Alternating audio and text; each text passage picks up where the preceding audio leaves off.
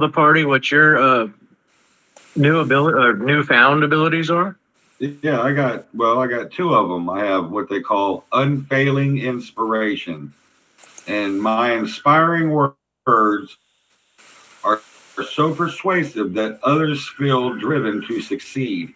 When a creature adds one of your bardic inspiration dice to its ability check, attack roll, or saving throw, and the roll fails, the creature can keep the bardic inspiration dice and use it again.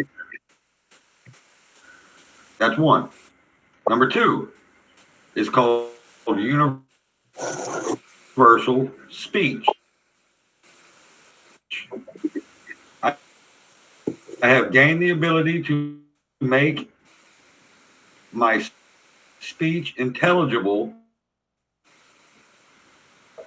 to any creature in action. Choose one or more creatures within of the language I speak, up to 1 hour. And I can use these features uh, once every long rest, or unless I expend a spell slot. So we now have the ability to speak and understand anybody and Yep. and everything for an Brug, Brug got hour at a time, once a day. Brug got Iron Mind. I now have a Wisdom save proficiency. And you get to keep your bardic inspiration if they fail. Yeah, that's pretty nice as well, right there. Bonuses. Okay, so let's go ahead and then for my 4th level spell slot, I picked I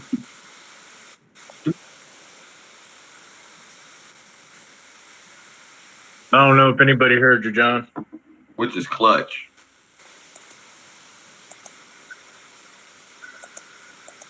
What'd you say, John?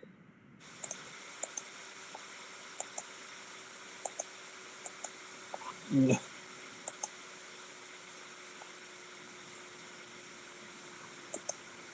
John?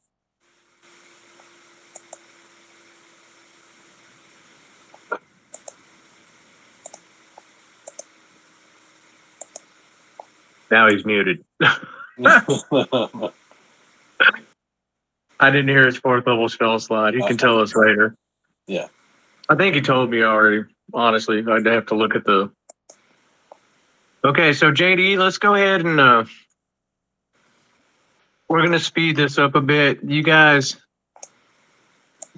opted to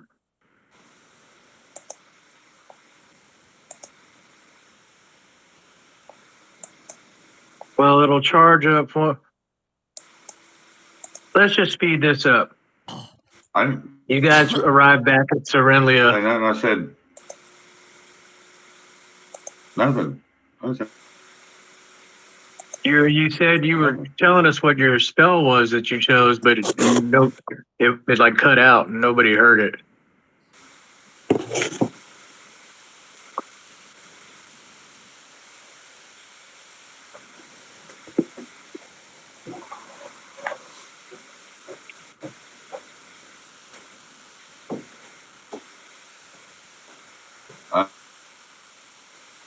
Can you hear me?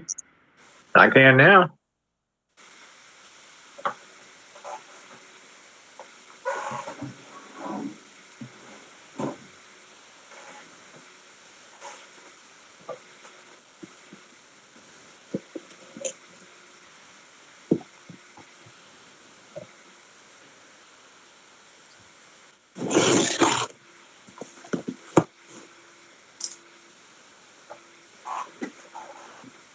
That's not Serenlia there, buddy.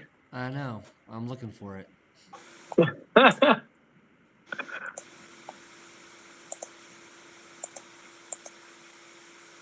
that one either.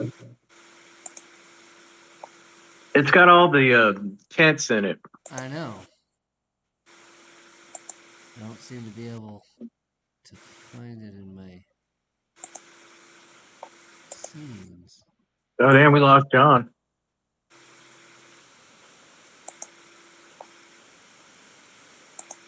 But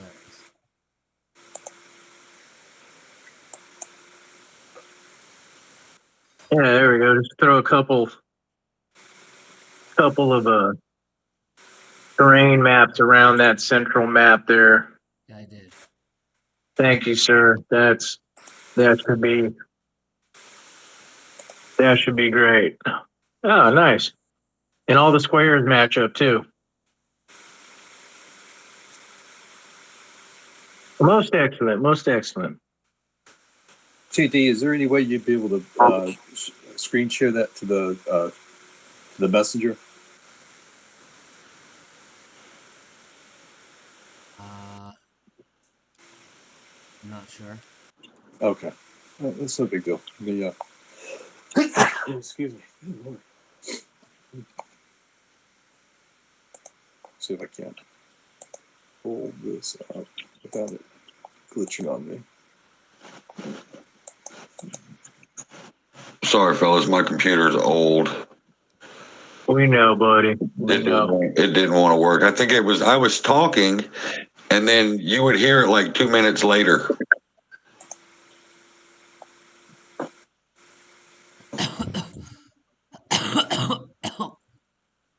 But as I picked Dimension Door as my 4th level spell. There's what you said. Dimension Door. Oh, that is a nice spell. Yeah, you know, Goldie liked to get up out of there when he got to.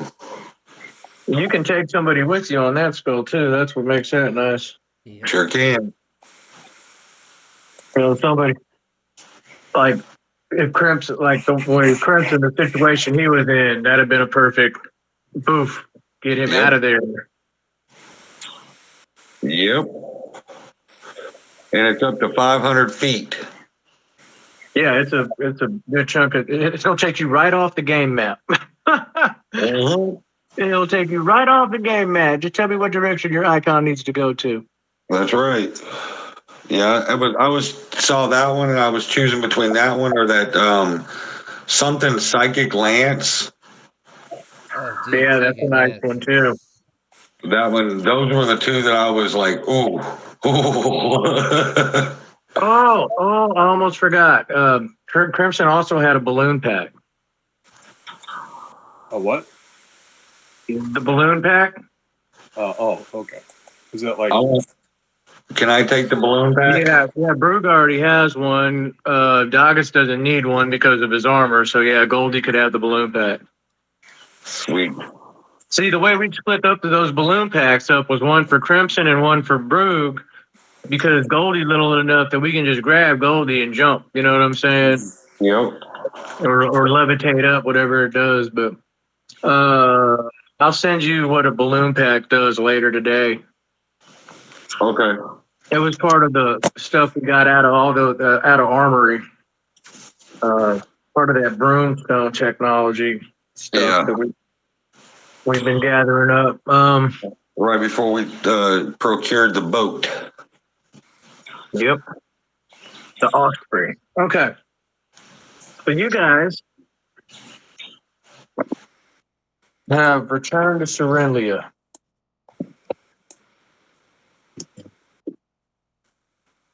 And you come off of the Osprey, and with help from Dagus, Brug and Dagus are able to carry Crimson's lifeless body into the camp, where many folk are kind of in disbelief and shock. So you guys have been like superheroes to these people since you've arrived, even in your early onset.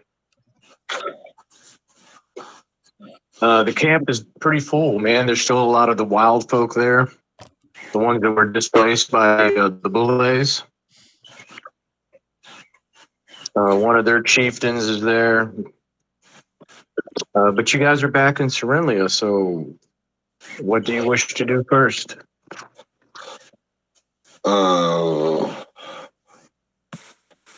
Is there a place that we can kind of like sell off some of our excess gear that we wouldn't be using? Is there a what? We go to the buyer. Okay, let's do that then. Because I think we're kind of carrying. I'm not talking about Crimson. I think we're kind of like bulk. We kind of have a bulk amount of equipment that we've been kind of hauling around that we probably should just get rid of and kind of streamline our operations a little bit. Yeah, because I want to take that eyeball thing off of Crimson and sell it. Oh, y'all have quite a bit to sell if you'd like, you know. Yeah. Oh. There's quite a bit I'd like to buy before we kind of head off to our next adventure. So, Well, the thing about that is availability. right, because we're out in the middle. Of You guys are in the middle of nowhere. So, but with the buyer, you know, orders can be made. She's got connections in Uthadorn and other places. So things can happen.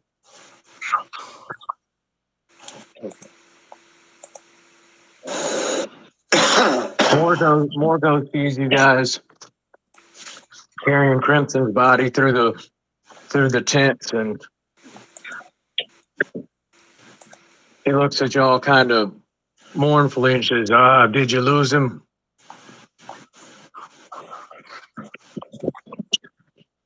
Yeah, he went to the big grease pit dispenser in the sky right there. I go on to tell about how Crimson died, a hero saving the wildlings' homes from the stone worms, or the stone dogs is what they call them, or something, I believe. No, that's not how Crimson died. That's how we're gonna tell it. He got touched by the ray. Paralyzed, and his life energy sucked out of him by the shadow gas. Yeah, but we're gonna talk about the boulets though. And then he just passed away. Good story is never the truth, sir. Well, I mean, technically, he did go and save the wild folks' lands from the boulets that the stone giants unleashed on them. That's true. So he accomplished his mission. But that's another thing. Did anyone put one and one together that like everyone kept having that feeling of being watched? And then as soon as your ship touched down, we get ambushed. you saw them get gated in. You know, that was that little blue portal you saw about half a football field away kind of open up and something come through it, and then it would disappeared, and then they came up in the darkness and attacked. I don't think I saw that. I think I rolled a really low perception check on those.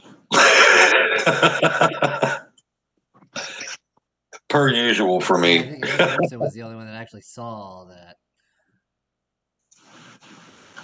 Yeah, Dogga saw it, Crimson saw it, Brooke saw it. All three of y'all saw it. Yeah, I think Goldie was the only one that was like, Yeah, I think I rolled like an 8 or some shit. 6. if it was Mike Concho, we'd know what he was doing at that time. Yeah, you already know. Cleanliness is next to godliness, baby. There you go. So, does anyone? Okay. Margot says, well, that's Islecross. Some of us make it, some of us don't.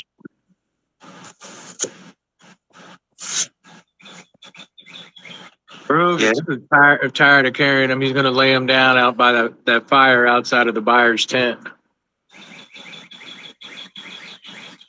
And you guys want to go talk to the buyer, correct?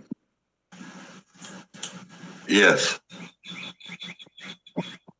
All right.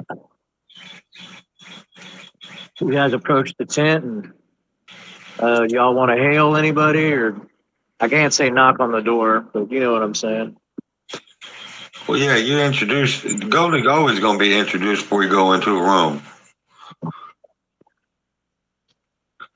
Hear ye, baby. Here come Goldie the coldest. The one and only. Your tent flap opens up. It's that big ass Goliath.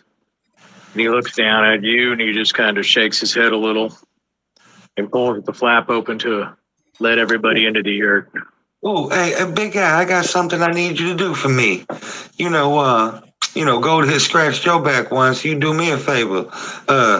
My friend over there, he no longer needs that eye. Do you think maybe you could meticulously, without harming his face any, or doing any damage to my man's right there, but maybe retrieve it for us? You guys, once he died, it would have turned back. It would have came out of his eye and unattached and been that strap-on monocle again. So y'all could have. Oh, okay. You could have removed. You could have removed the monocle easily. Also, when he died, Docent elevated up off of his chest that disc, and it kind of reformed into a little ball, and then settled back down, just sitting on his chest, and you could have picked it up. Huh. So y'all got his gear off of him. He's just a shell of what he used to be now. You know what I'm saying? Even his fluids and stuff that were once like vibrant and full of life are just like bad motor oil at this point. You know what I'm saying? Like the head gasket blew and you ran it a little too long. Man, he's a hunk of metal now. You know. But the Goliath, I think I named him Braun, whatever. He invites you into the tent. And as you walk into the yurt, there's a couple of things going on. You can see the buyer standing there over there near a desk where Jonesy is sitting. And Jonesy's got a bunch of books piled up around her and papers, and she's scrolling through books and etching stuff out on paper. It looks like she's got like cartographical tools out, and it looks like she's making maps of some sort. Also, on one of the cushions off to the side, there's a figure you've never seen before. And he's also kind of sitting at a little table on one of the buyer's cushions, and he's just shuffling around this deck of cards, these kind of large, they almost look like playing cards, but there's like all these little designs and stuff on the back. JD, would you like to tell everybody what your new character looks like? Okay. I mean, basically, if you look at the icon, he's JD, describe a character for the rest of the party and the folks watching at home. yeah. I mean, he's a heron gun. He's what did I make him? Son of a bitch. I don't know, he's like 5'8", 5'9", somewhere in there.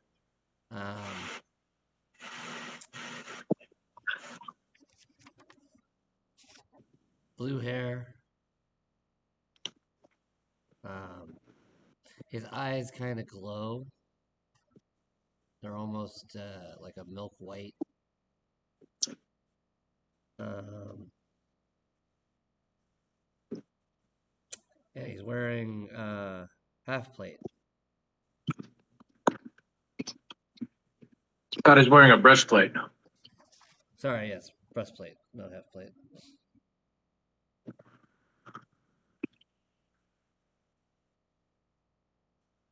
The buyer looks up at everyone and says, "You have returned. Good.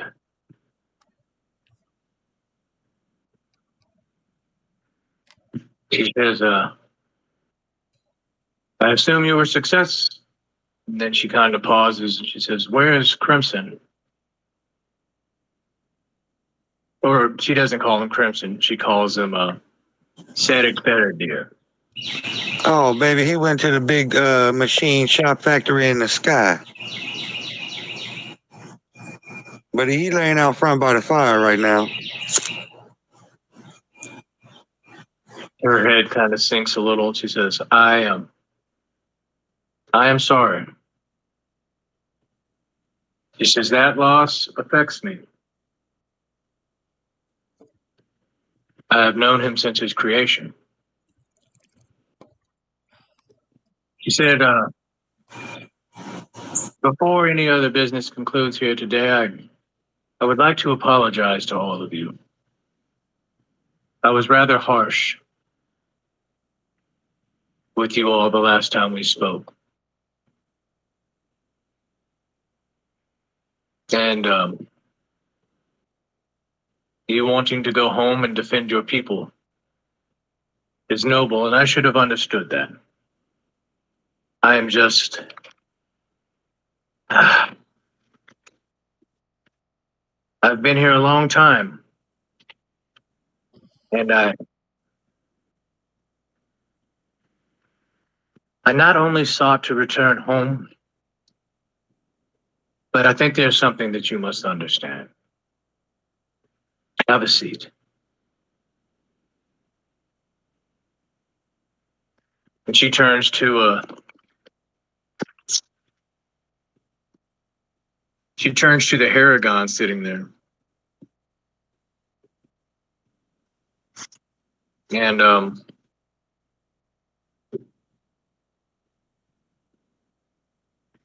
she says, Armath Bear, sit with us. I feel this might pertain to you as well. She says, yes, Crimson's physical form may be gone, but his purpose still remains. As I said, I was there at his creation. I need you all to understand something. And where I'm from, when a pact is made, heavy consequences come along with them if they are failed or broken. As I already alluded to you before, we created the bridge to stabilize the passageway from the Fey realm to Aeor. We were working in conjunction with many things. And against my better judgment, I was persuaded to allow other essences to be added to the bridge.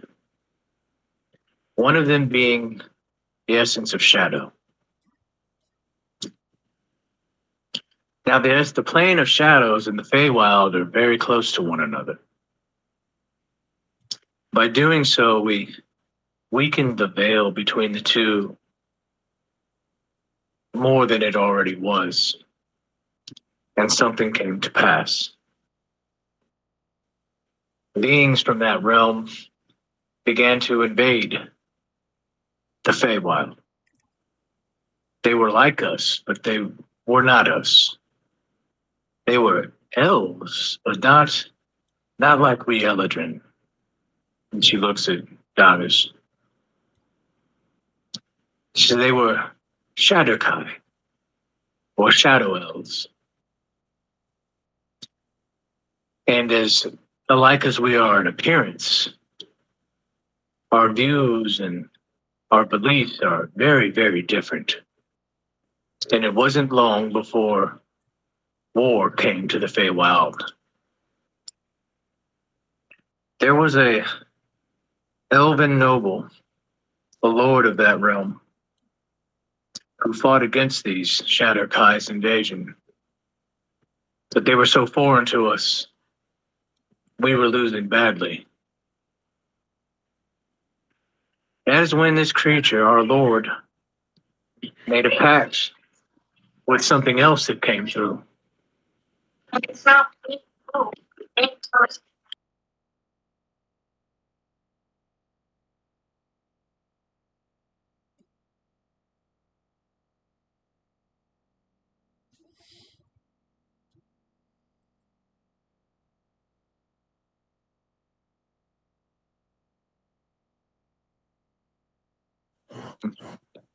The name that she called Zaya, or that's his character. The name she called the Haragon was, and for those of you that speak Elvish, was Fate Weaver. But back to what I was saying. Okay. She says, our Eladrin Lord, in desperation to protect his people, entered another kind of pact with a being that was probably far worse. He needed the power to defeat the Shatterkai. He needed something that he could fight them in the shadows with, and this being turned our Lord into something much worse. He took the power of vampirism, and he was successful in bringing the Shatterkai under tow and crushing their forces, but at a great cost. For what it turned him into is a creature of undeath and darkness. What was left of our clan dispersed anyway. His wife, pregnant with their child, I brought to the material realm, here, to Aor, before its fall. To protect her bloodline, where she went to, I did not ask. But in doing so, the rest of the council saw me at fault for this tragedy. And I guess I was. By allowing them to add the different essences to the gate, I brought this upon my people. You see, I can open a gate to the Fae. I'm strong enough to do that. However, in failing to uphold my duties, I was banished until what has been wronged can be set right. Do any of you ever wonder why Crimson was what he was? His interesting ability, the beast that lied dormant in him. He was created to slay a vampire lord.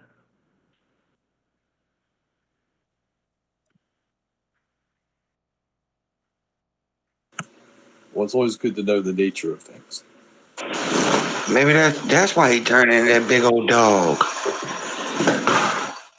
He said, you see, that is why I was excited that the fates, it would appear, brought you all to me. I believe you can help me in this. That is why I've helped you in your adventures thus far. I may even be strong enough to collect the essences I discover here on my own. But that would not serve the greater purpose. For if you all are to accomplish this task, you're going to need to be strong. And I need to know that you're going to be able to do so. That is why I requested you with recovering these essences. Again, forgive my ambition. It has been a long time. So just know that if you return to Palebank to aid Elro, or not Elro, Elro, in their time of need, I have no issues with such. I just ask that when you're done, return here.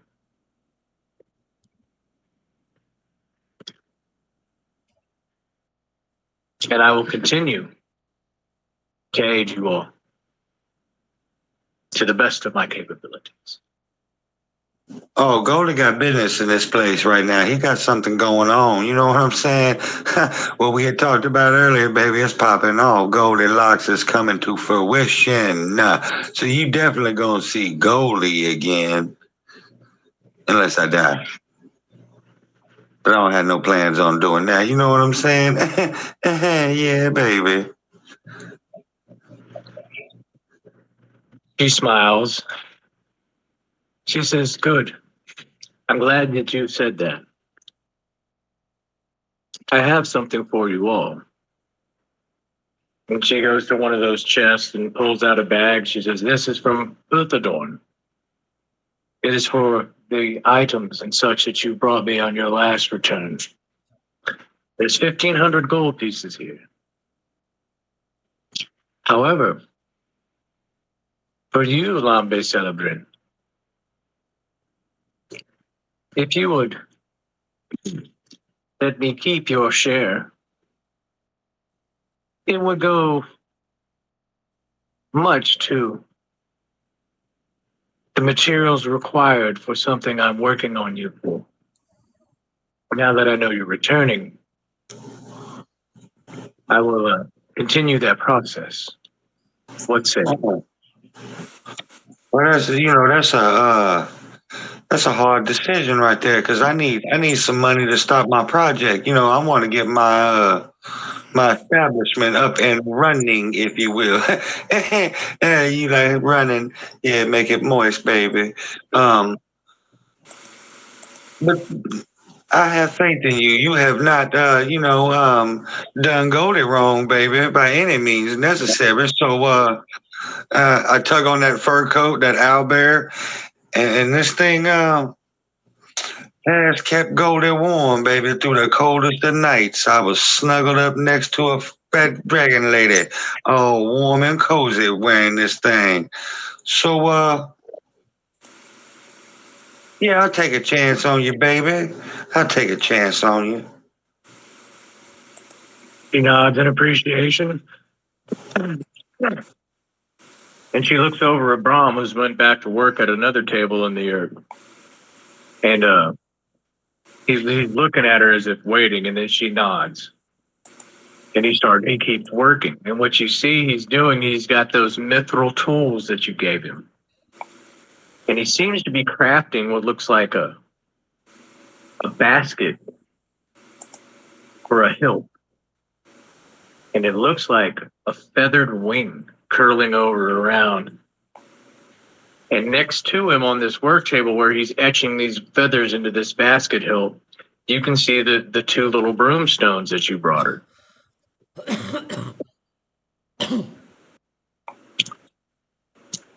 She then turns and says, "Fate Weaver,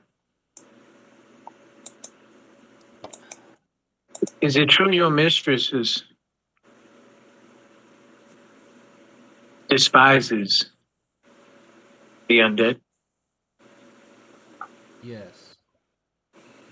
All souls must pass before her on their way to their afterlives. So perhaps it is fated that you are here now. Tell us, why have you come? As you said, fate guides me.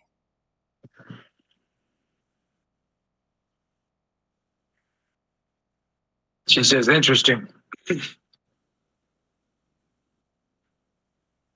She says, "Ah, my creatures of fair origin, how I do love thee." She says, these good people here are about to return to their homeland. It's quite a voyage. Halebank is in trouble, and they're going to help them. Will you journey with them? Help them? Perhaps remind them that they should return. Sure.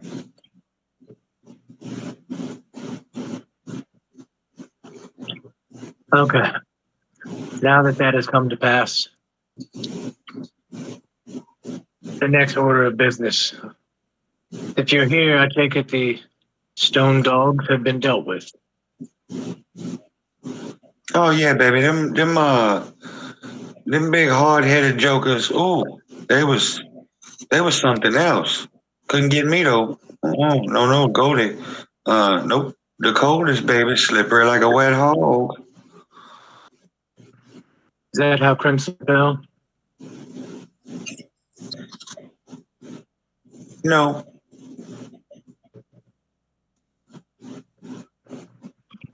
What happened to him? I'll tell the buyer what really happened. And she says, it appears you made strong allies and powerful enemies along this journey.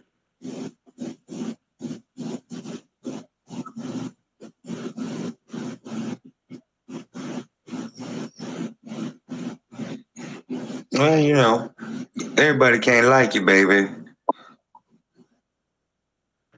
But what I always say is, you don't have to like me, but you're gonna damn sure respect my pimp hand. Sometimes you just gotta lay the smack down, you know. That's all it is. Let a joker know that you mean business. And I got Okay. business here. With that, she portions out that sack of gold and puts 500 of it away. And then she hands Dagus and Brug a sack with 500 gold pieces each in it.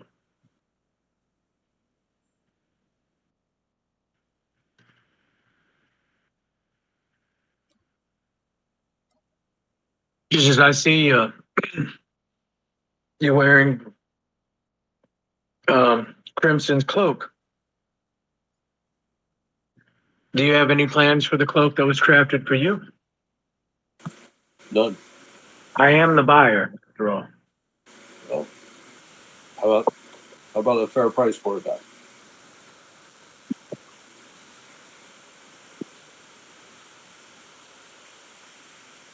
He says, or perhaps it may be of use to someone new to your party. That's fine. Yeah, absolutely. I give him the cloak.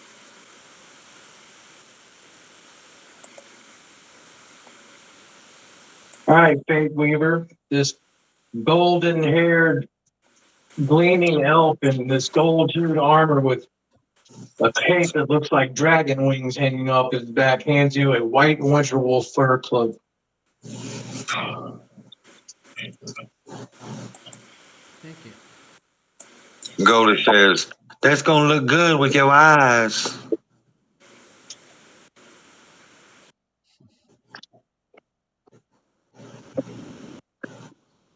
So y'all don't want to try to sell Docent or Oh yeah, Monocle? I want to sell the monocle and docent. Like, hey, he don't need these no more, and they don't work for nobody else but him.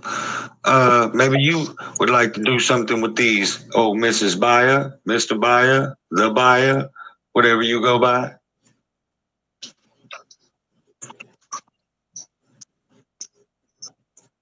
She said, we've entered the goods trading part of this session. Wonderful. Oh yeah. What all do you have to sell, my man? What has Islecross provided for you, at which you can turn to a profit? What is the Ezerat's eye? Is that the monocle? No. No, it's a jewel that becomes a prosthetic eye if you are missing one.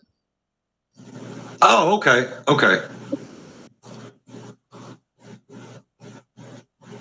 Oh, that's actually really cool. But I'm gonna sell the eye. It doesn't do anything else other than just become a real eye, right? Nope, that's it. Oh, I'm That's it. selling. So y'all discuss what you want to sell, what you don't. You got a whole bunch of shit. What's the spell book was that That belonged to Markham. yeah, the one wizard, right? The one we killed? Mm-hmm. Yeah, I'm definitely no, I'm gonna give that to Jonesy. And don't you should probably have that. Like I don't need that spell book. I don't know how to read none of them spells. Jonesy's not a wizard. I don't know if any. Why don't you? why don't you present it and see what happens if anybody speaks up and says, I could use that, or I could use that. And actually, you could use it too, John, once you're 10th level, Magical Secrets. Yeah. But, I mean, Yeah, whatever. Yeah, I want to sell the eye, and if anybody wants the spell book, they're more than welcome to do well. I don't think I can use it. So okay, well, spell books have value, so I'm trying to encourage role play here, people, and y'all are just does anybody saying nothing. anybody else? You're just sitting there like Well, I'm trying y'all to got think all about, kinds of shit. So yeah. Well, I'd like to see if the buyer has any health potions, because I think that us getting on the road again, and we're not going to be by here in a while, it'd be good to stock up. If again, knowing that we're out in the middle of nowhere, We could wait a little bit. okay. it's always good She to says have. she says I don't have any. Okay. She says, but I imagine things can be arranged. Okay. I Well, assume there would be some at Pale Bank, but according to the last letter I got from Elro, these beasts have cut off the trade route to Orthadorn as well. Pale Bank has been isolated. Oh shit! So you need health potions. I imagine I can send some gold to Orthadorn's way and have some shortly. There's no reason they would be in low supply. And there's one item that I've been very particular about that I've been looking for. If you can procure it, I will be in your debt. And that is an amulet of devotion.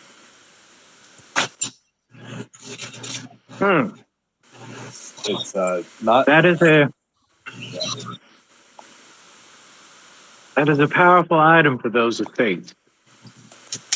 Those that have them are not easily persuaded to part with them. But I can inquire. Okay. That's all I ask. Yeah, I'm getting rid of. Go ahead. I said, yeah, I'm gonna sell Ezrat's eye, and if nobody wants the spell book, I'll sell that. I want to sell the monocle and docent. If nobody wants it, but nobody can use those, correct? Just crimson. As the buyer starts to observe both the monocle and docent, she says, Dr. Jones, what do you make of this? He throws docent over to her. Jonesy catches it. She looks up from her maps and the work she's doing. And he looks at it and pulls these purple goggles down over her face. Starts looking at it. She says, it's sentient. This is amazing. For Aomatrons. She said, this is worth a small fortune. Where did you all find this? Oh, got it off my homeboy out there.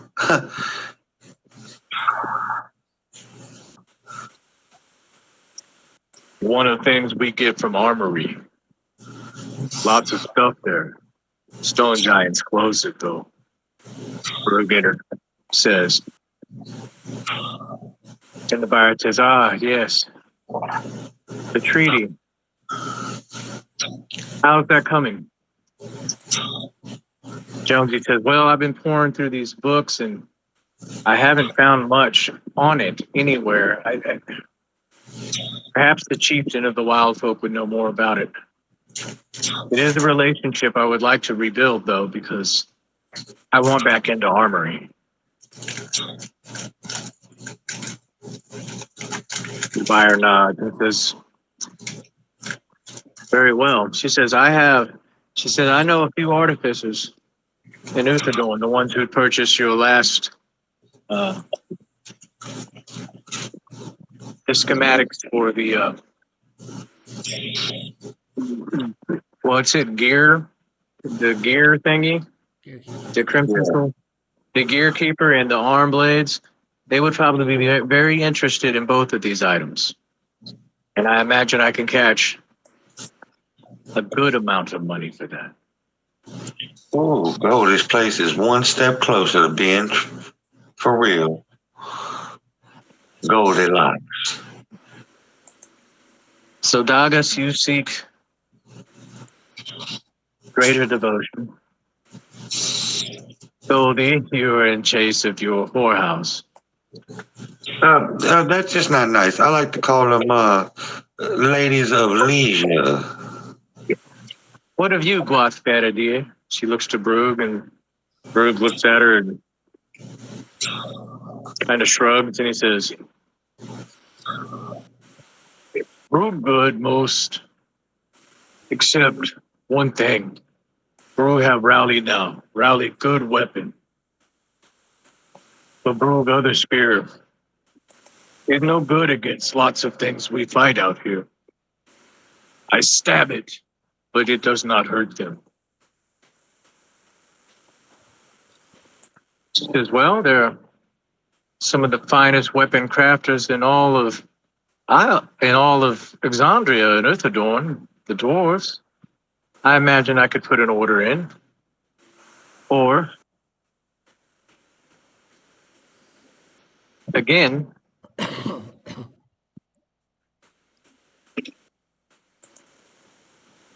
you can leave me your portion of the gold, and perhaps I have something more suitable for you.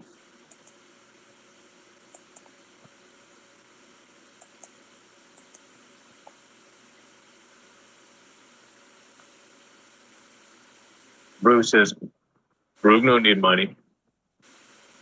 And he hands her back his 500 gold. She smiles, I'll have it for you when you return.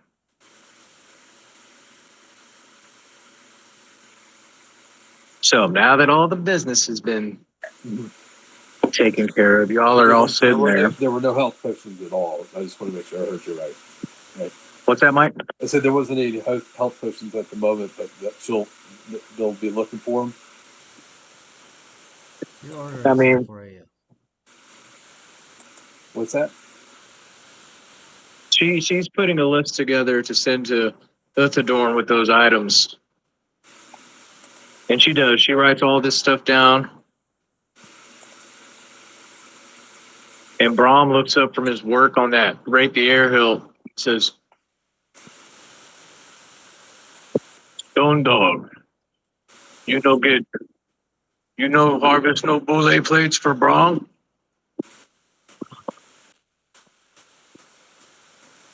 He just keeps working.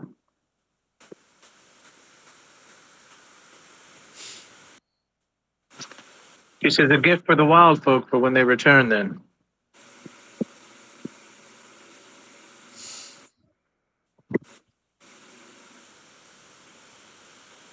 So what do you intend to do with Crimson's body? Are you going to return him to Pale Bank for burial? Or do we bury him here? Well, he was born here. He died here. You okay?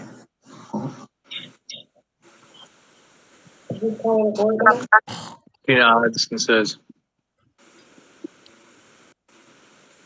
perhaps we will return him to the Fae, where he was actually born. Okay. Bring him in, please. He gets up from the table and walks out, and a few moments later,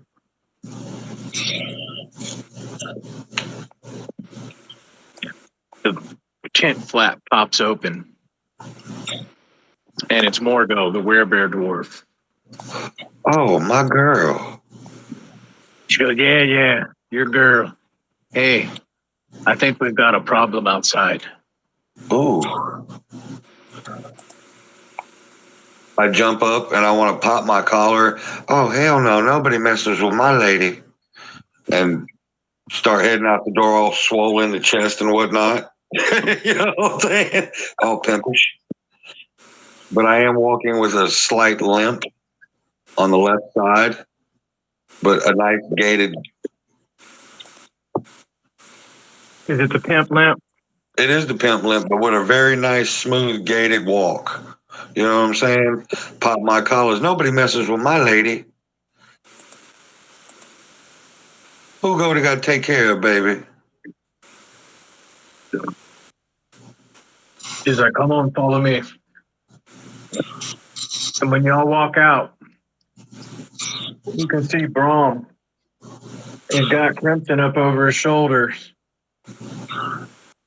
And there's a couple of men in plate armor standing next to him, like with their hands up. Okay, JD, let's get back to the map. Let's see where we're at. Okay.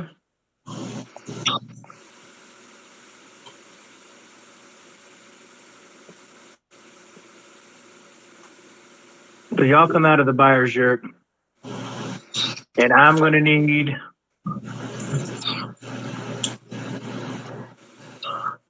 10 veterans Oh, shit. and Raglan's icon. Oh, this motherfucker again.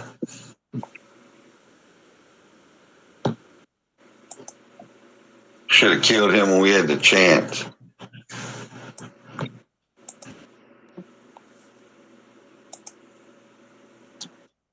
Where's Crimson's body at? Did you move it? Before we start combat, I'm going to fill my coffee up. Okay. I mean, there might be If it- combat, there might not be. We don't know yet. Either way, I'm going to fill my coffee up real quick before we start this endeavor. Fair enough.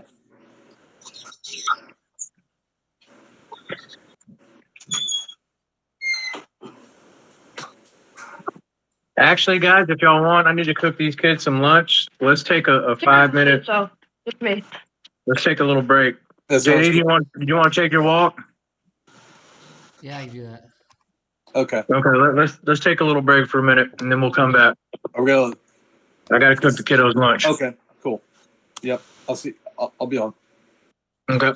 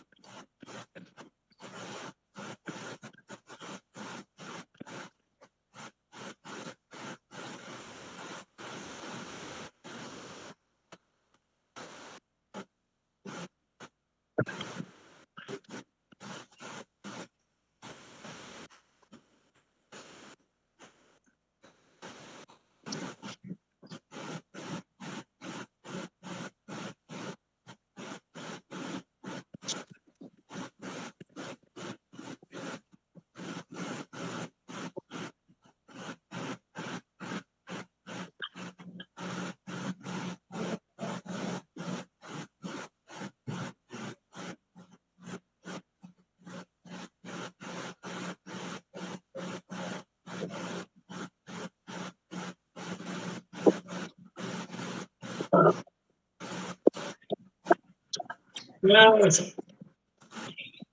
he go down.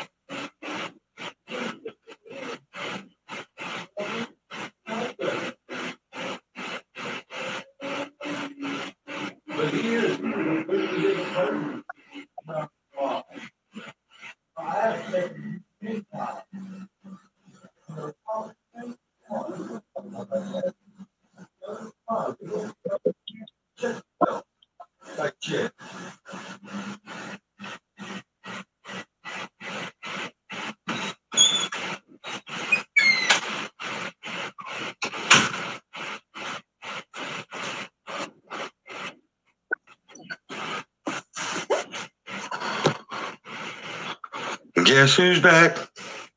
Shady's back.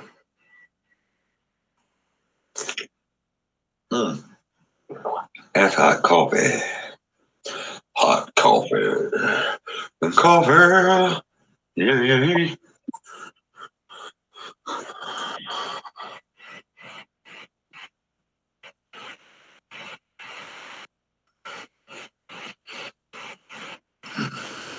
A lot of tokens on the map right now.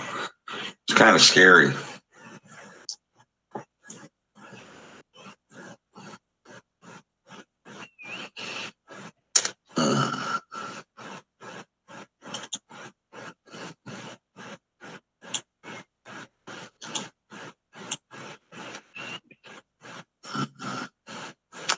Boom, doom, boom, boom, boom, boom, boom.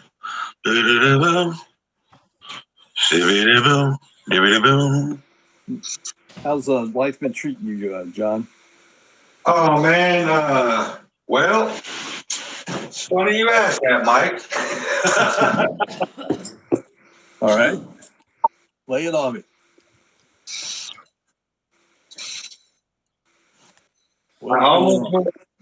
I almost went to jail for 280 days on Thursday. Yeah, May 5th, the May 15th thing, right? Yep. Yeah. So what happened? Well, I got to go back on the 2nd of July to show that I am in compliance with paying these arrearages, Uh-huh. and they will drop the contempt charges. Oh, okay. So I got a public defender, and he did me good. Okay. You know what I mean? Yeah, that's But, awesome. You never hear, you rarely ever hear of public defenders doing good. No, he did me a solid, man. And then he looked over my paperwork and was like, "Bro," he said, I'm gonna go." He went in there and talked to another attorney with my custody paperwork, showing that I got it all. And he came back and he was like, "Here, this is his card. Call him, and he can get you out of this. This is ridiculous." You know what I'm saying? Like, you're getting railroaded. Yeah. And I'm like, "Cool." Well, I get home and I get a phone call. And my dad calls me, my 8-year-old father calls me and says that he's tired of what's going on here. I'm tired of this. They're messing with you and it's not right. Blah, blah, blah. They're going to put you in jail. How you going to take care of the kids? Where, kids are going to blah, blah, blah. So he helped me take out a loan to pay all of it off at once. So within like a week or so, hopefully I'll have every bit of it paid off. How much are they claiming that you owe? Well, they told me at first I owed $7,000 back to the state, and then $24,101.92 in arrearages. Because in the state of Tennessee, since I wasn't married to their mother, I have no legal rights to the children. So when she got them taken by the state, they gave her the choice of where she wanted the kids to go, and they didn't choose me because I won't go with their aunt, my aunt, their great aunt. And the state allowed that because this is a mother's first state.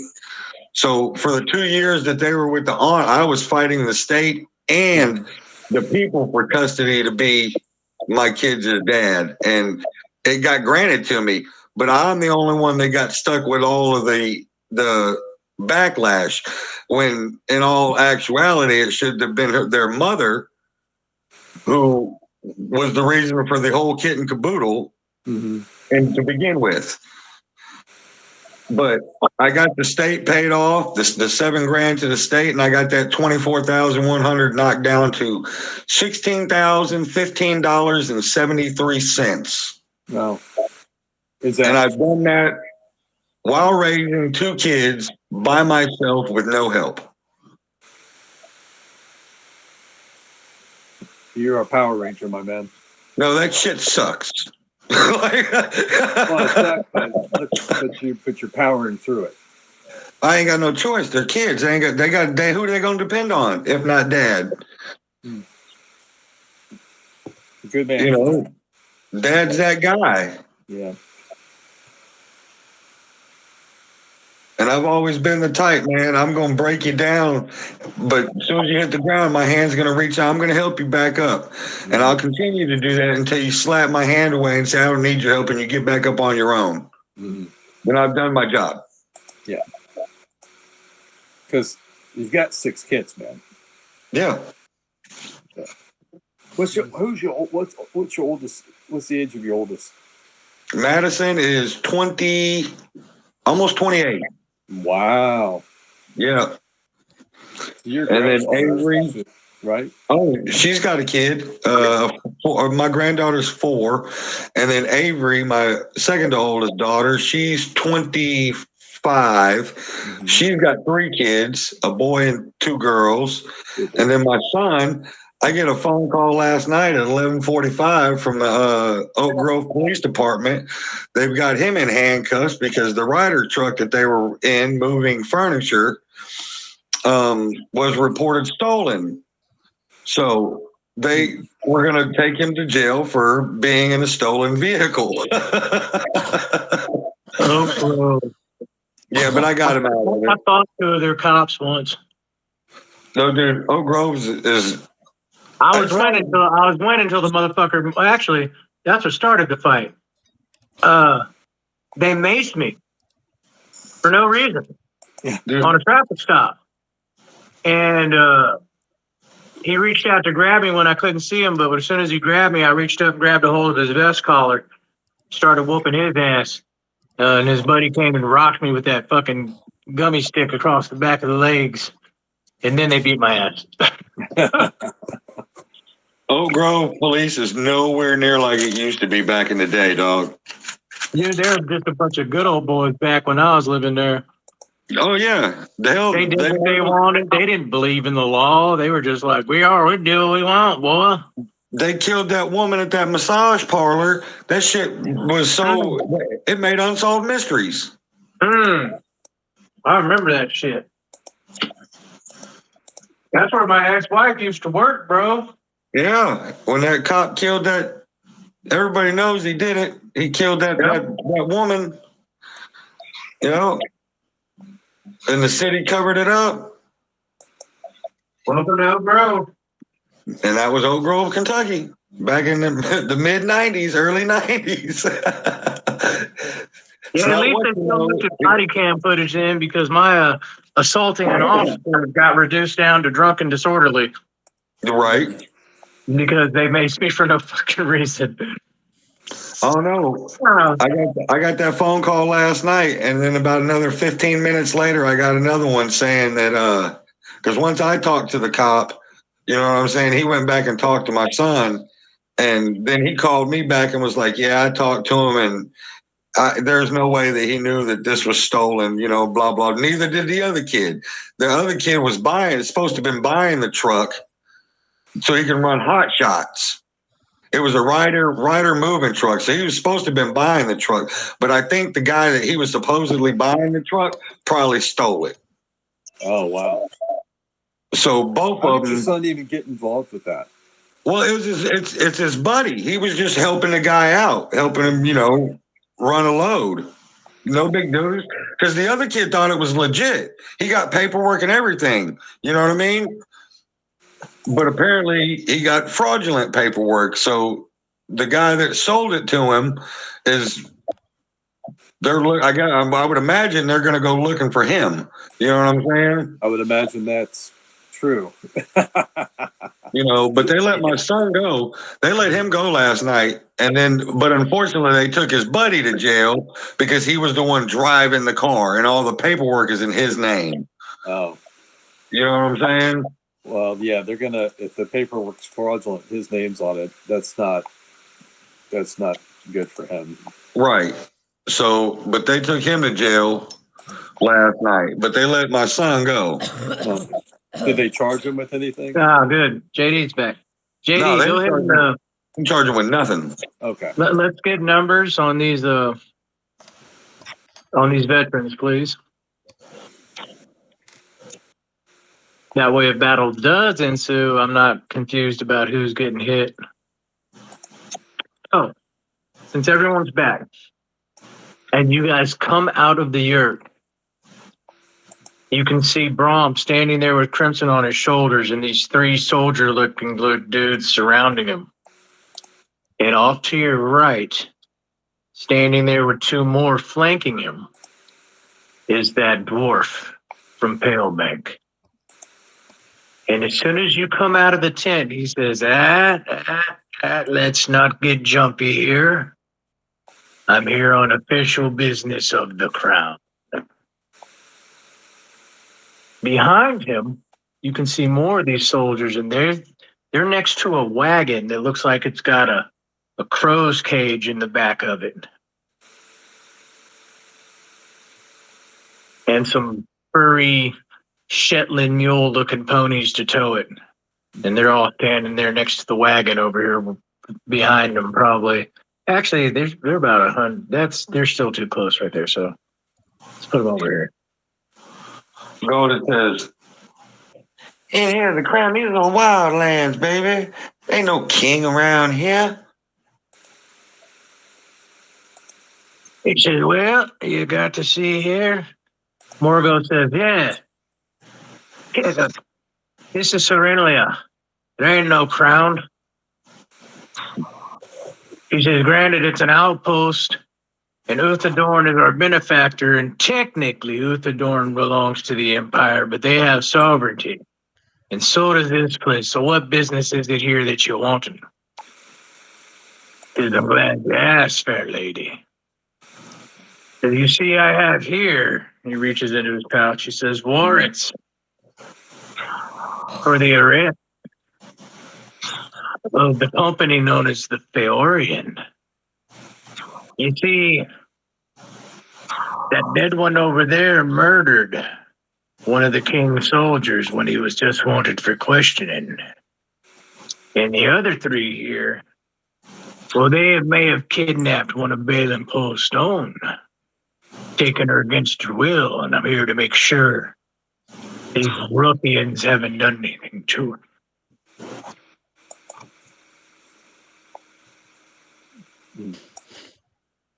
Goldie ain't kidnapped no goddamn body, baby. So that warrant you got is fraudulent.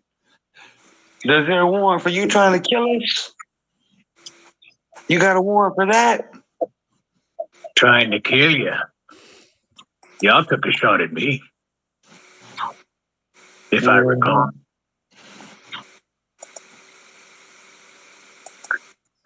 About that time, Jonesy comes out of the tent to see what the fuss. Oh, Dr. Jones. Glad to see that these miscreants haven't done anything to you. So are they holding you against your will? Oh, like you did when she was tied up, like you did? He said, oh, that was just motivated assistance for the crown. We needed. That sounds like kidnapping to me, baby. Yeah. He says, so, you gonna let me serve this warrant here, dwarf here? About that time, the buyer actually steps out of the yurt. And he says, Brom, bring him in. And the dwarf holds up his hands at those vets and they step in front of Brom. He says, the lady of the land, good to see you. He said, I've got warrants signed by the crown for these folk here, well, most of them. He said, are you going to let me conduct crown's business? The buyer looks at him and says, Serenlia is a free port.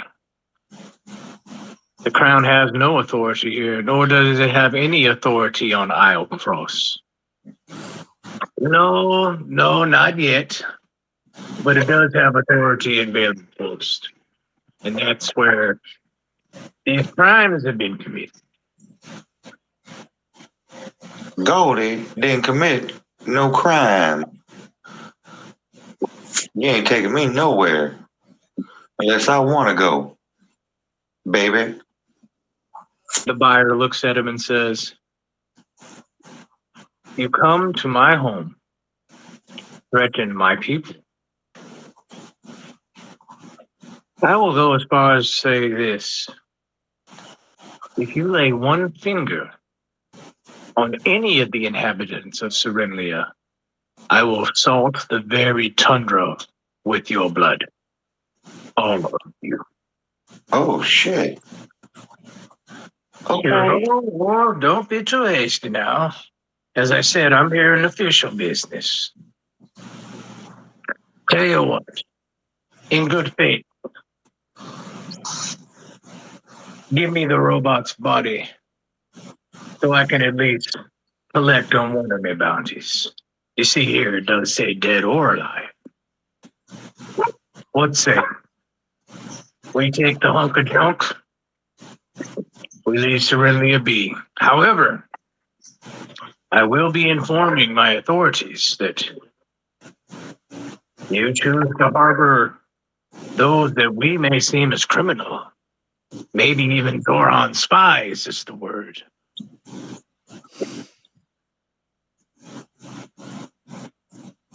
The buyer looks at all of you.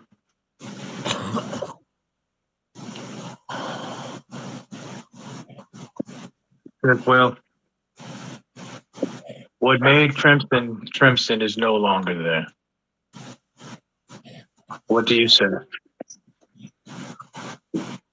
I'll leave this decision to you.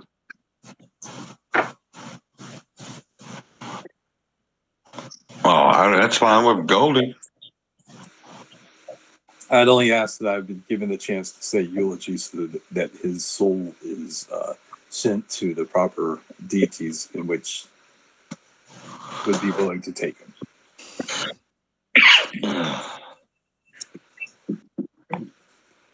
She looks at Brahm, nods, and Brahm puts him down and walks back into the tent. The buyer looks over at Raglan and says,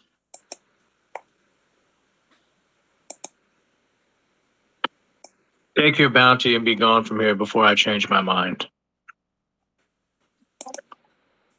And these three vets pick him up. Goldie, Yeah. you hear a message in your mind. Hey, it's me, Gordon. I'm the one holding his leg. And you look over and all you see is three grown-ass men. You don't see the little halfling. I didn't hear it tell who that what? It's me, Carl.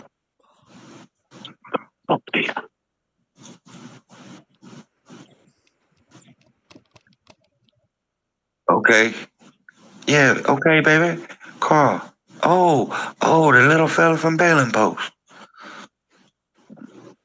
And you hear it again as they're walking away with Crimson's body. He's like, yeah. He's like, you guys are pretty much off limits, but I heard you buy the building permit. I think I can help you. You gonna help They Goldie? won't- How, baby?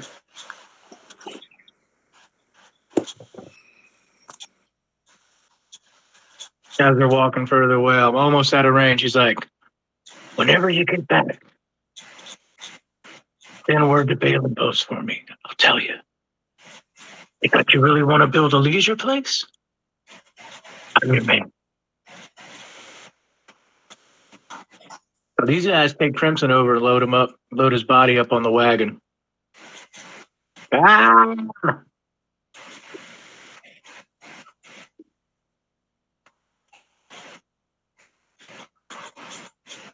And the wagon starts to pull away.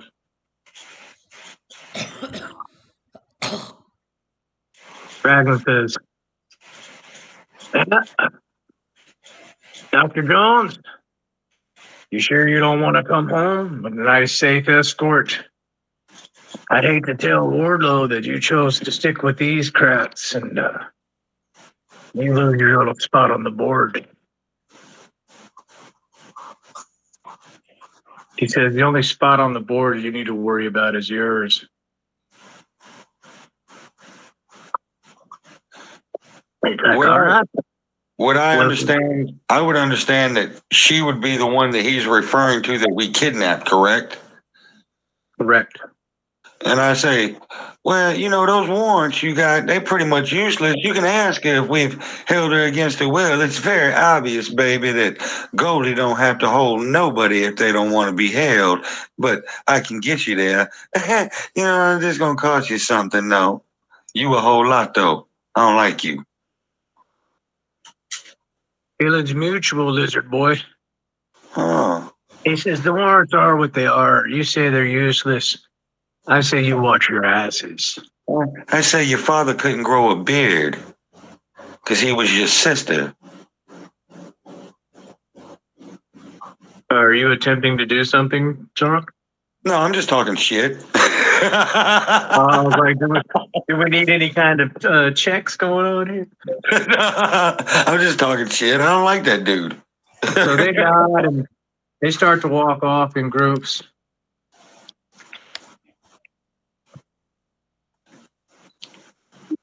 Yeah, 24 And- intimidation. As he's starting to walk away, I'll just look at him and my mistress says you die. Intimidation? Yeah. Okay. What do I roll against that? Let me I think think. insight. Insight, would it be, right? Yeah. Okay, hold on. He stops and's like, he yells back, yeah, we all die one day. He says, and then he also yells, buyer of Cerelia, you said inhabitants of this place, right? And then he draws up and fires at Jonesy.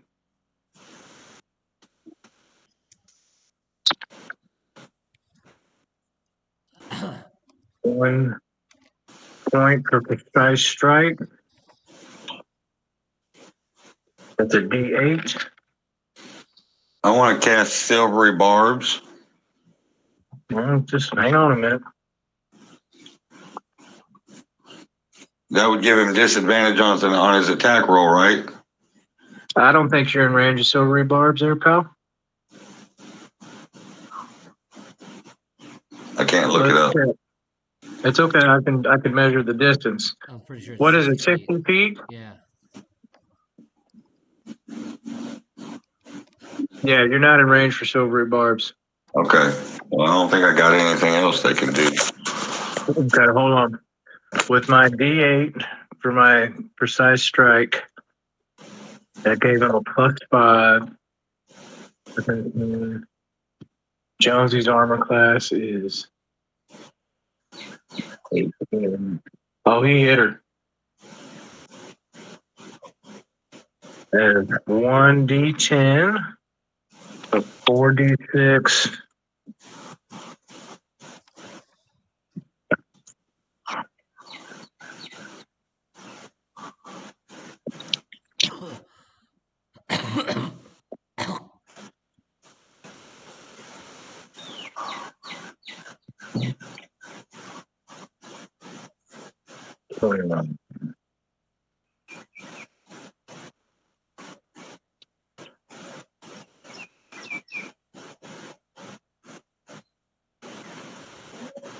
$35. And a crossbow whirl funks into Jonesy, dude. Bam! And fucking drops her. She hits the fucking ground with this gasp. Roll initiative.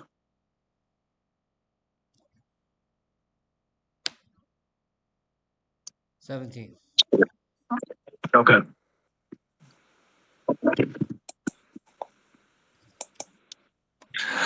The dice don't like me today. I rolled a 1. No, Plus- you rolled a 17. I'll use my deck of oracles. Oh. Okay. Okay. Dave, Hold on. I told you whenever you're going to do anything, explain to the party what's going on, so we're not just like, huh? Yeah, so Yeah, deck of oracles allows me to Yeah, once a don't do day, that. Go ahead. replace a die roll with one that I rolled earlier. Okay, so you and Goldie both have a 17. Well, it's 17 plus whatever his pluses are. So Oh, just a +1. he has an 18.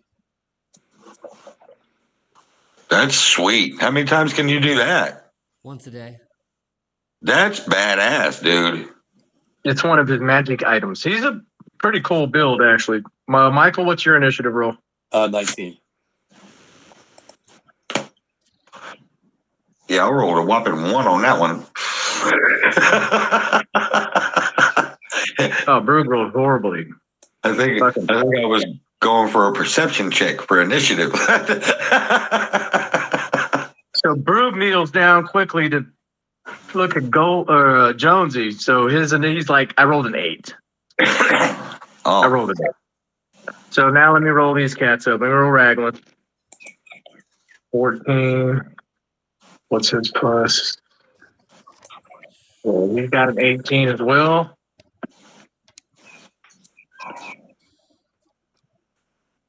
And his dex is better than Goldie, so it'll be Doggett. Yeah. Oh, I'm on the wrong piece of paper. Sorry. So it goes Doggett, then Raglan.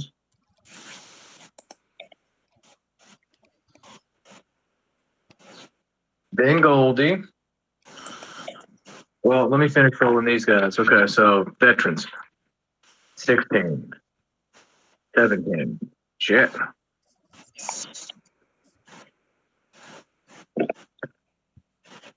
Two. Two. 16. 1, 2, 3, 4, 5. 4. 19. 1, 2, 3, 4, 5. 1, 2, 3, 4, 5, 6, 7.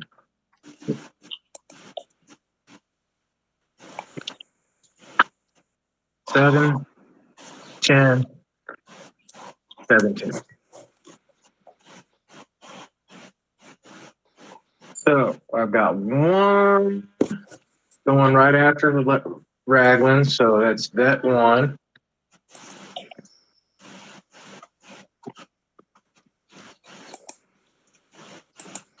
Then Goldie.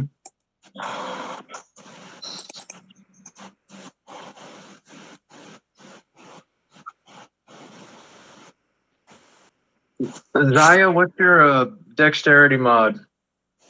+2.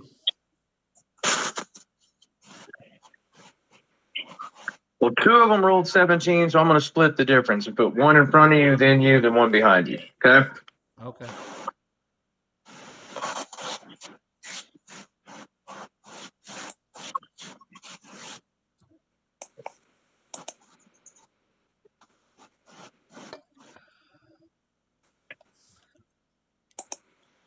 Then Zaya.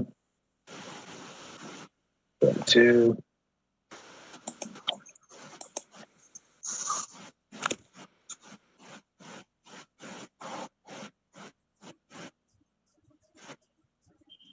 And they all go before Brug except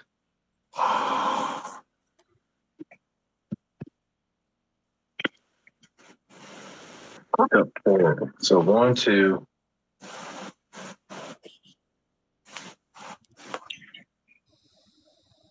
4, 5. Brug. And then that's 6, 7, 8, 9. And vet 10. Or actually,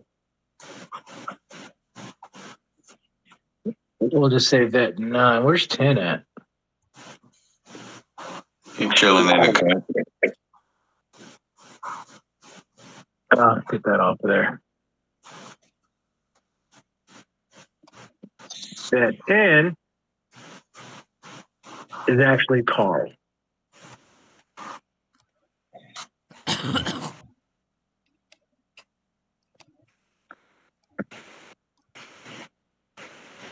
Memorial sees that shot hit Jonesy. Brug kneels next to her to see if she's even alive. And y'all see Morbo fucking wear bear out. Oh, my girl coming to play. Yes, I'm digging it. And now we go. Doggett, it's your turn.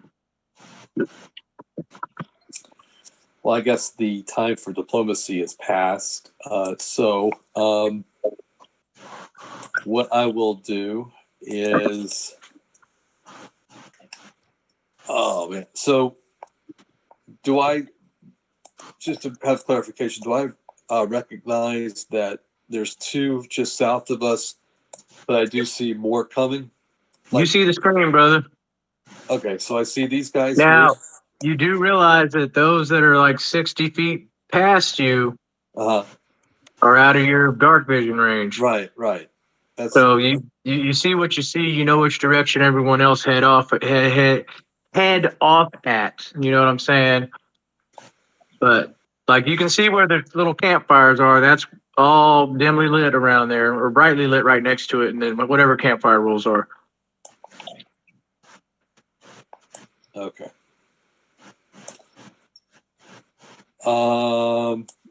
Okay. And I'm way back here near the yurts, right? You're right where you're at. Yeah, buddy. Oh, okay. Okay. Because I. Okay. Just got a little confused by the token. Never mind.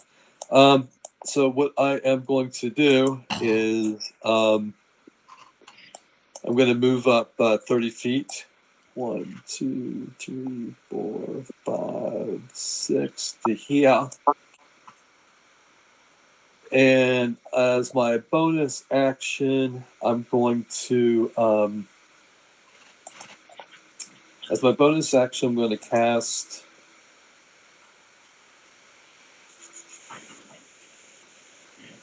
Bonus action.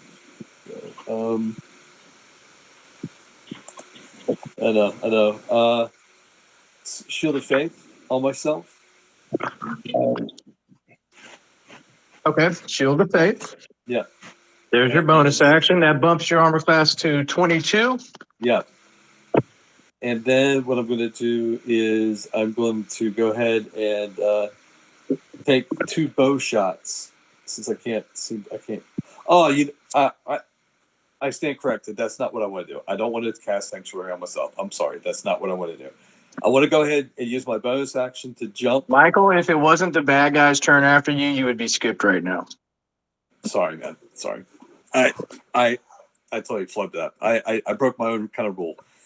I'm going to hit the charge for jump on my armor as my bonus action. Okay. And then I want to move right up to these guys here.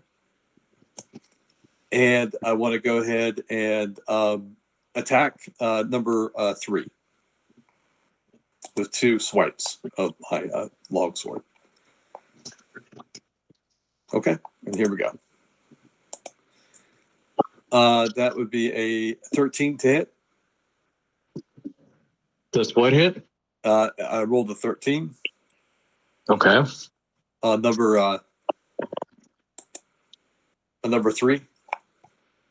No, 13 doesn't hit. Okay, this one doesn't hit. And the second swipe is a whopping 9. I'm gonna go ahead and use my reaction to spend one of my d8s of my probability wellspring, Almost. which allows me to roll this. So tell everybody what this is, JD. This is part of that new character, new subclass, new ability. Break it down. Yeah, so this is Weird Weaver. Weird Weaver. Right? And so what it is I have probability wellspring, which gives me a pool of currently d8s that I can use to whenever I make an attack roll, ability check, or saving throw within 30 feet of me. I can use a reaction to expend a probability dice from the pool, rolling that dice and adding the total results to that roll. I believe you're within 30 feet. No, you're not. Never mind. You have to use some of your movement to do that. I'll have to when it's my turn. Is that a reaction? Is that what it's? Oh, it's a reaction. Yeah. Okay. Okay, so you don't do that. Okay. So anyways, for those at home, JD's character is what's known as a Weird Weaver. It is a subclass of Warlock whose ability is to like shift probability. right. Yes. That's the basic setup of the entire build. Like he has powers over advantage and disadvantage and different things like What's a better way to describe that, JD? I mean, that's pretty much it. Yeah, Kind of manipulate outcomes. yes, Yeah. Or probability of an outcome. correct.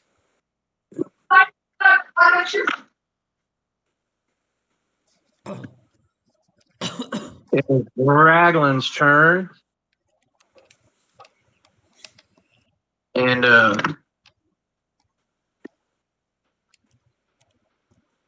he's going to take 2 shots at this charging werebear that's coming at him.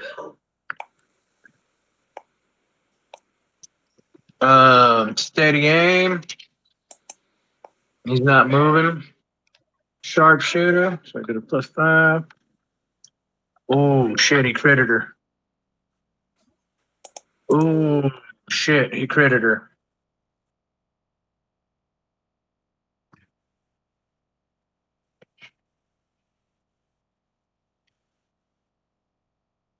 $34 plus 21 before I roll. That's 55. Oh, he Oh, touches my old lady, dog. It's on. Hold on, let me roll this. You shot the shit out of it. And rolled heavy on the die too. 6, 6, 5, 3, and 3. So 55 plus 11. 9, that's 20, and 23 more. 78. Damn. That's his first shot. He misses her with his second shot as the bear tumbles into the ground. Gets up like that. But tries to keep running towards him, but you can tell like that shot fucked her up. Veteran 1. Where's Veteran 1? Remember, if she's werebear, she only takes half of that damage. Not from magical attacks, she Oh, doesn't. that's right. Where's 1? 1 gonna move 4, 5, 10, 15, 20, 25, 30. And he's gonna take a crossbow shot at either Brug or no, Jonesy's down. So Brug, Goldie. Let's say Brug or Goldie. 1 to 2 Brug, 3 to 4 Goldie. He gonna shoot a Goldie. Goldie's armor class is 16. Anything else will be uncivilized, baby. And 18 is gonna hit you Barely. for 5 damage. Goldie, you just got plunked. Plunk, it's your turn. Okay, I can't. Hold on 1 second. I can't move. I'm not by my computer. It's dead. So hold on 1 second. There's a lot of stuff. There are a lot of things, a lot of places to go too. So I want to move being how that dude just smacked. I believe summon construct is up to 100 or at least, is it 120 feet? I can do it. I don't know. If it is, summon 90 feet. 90 feet. Shit, I'm just out of range. I know slow is 120 feet. I'm going to move up. I think I'm 130 feet, 5 feet away from little buddy and Crimson's body. I want to move up to where I'm within range, and I want to cast slow on Raglan and anybody who else I can catch in that sphere.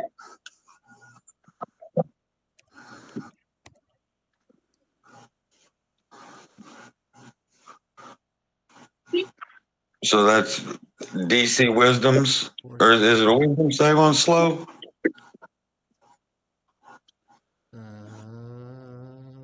Yeah, wisdom save. DC 16, and I think I should be. Will somebody please check, make sure I should be within 90 feet of Raglan, and if I am, I would like to use my unsettling words as my bonus action before he makes his save, and add. Where's the D8? Mother Humperdink. The only one I did not grab is the damn D8. I'll just roll 2 D4s. Fuck it. 2, 4. So and add 6. So Raglan has to make a 16 plus 6, a 22 wisdom save, not to be slowed, and whoever else is in that area. Oh, I need a nat 20. Oh, he lost. Got him. Who else is in there? Carl? Carl rolled a 19, so Carl actually passed. And who is that? 7?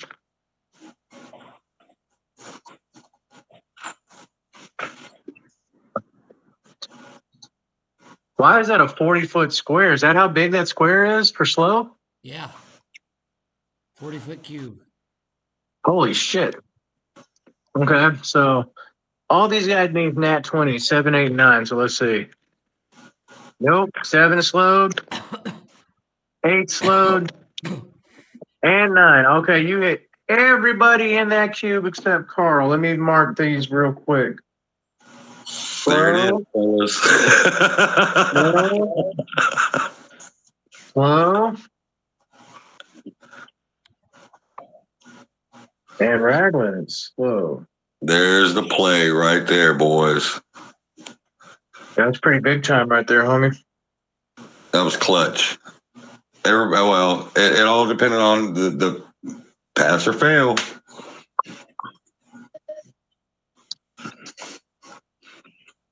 Okay, any movement,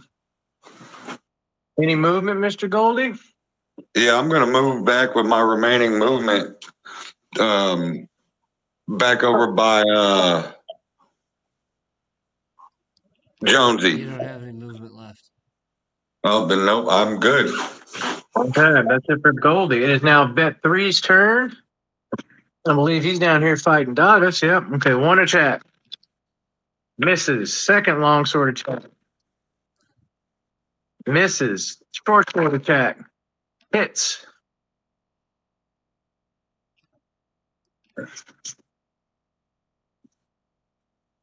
Yeah, 24 hits.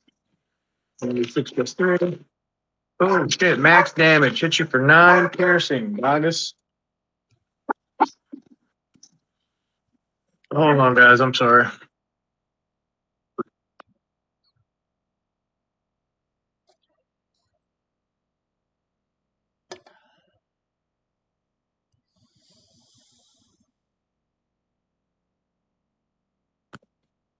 All right, Douglas gets pierced for 9. That's Bet 3. It is now Zaya's turn. All right. 5, 10. Yeah, I'm going to bonus action rabbit hop for 15 feet. Yep, that's free movement too, isn't it? Yeah.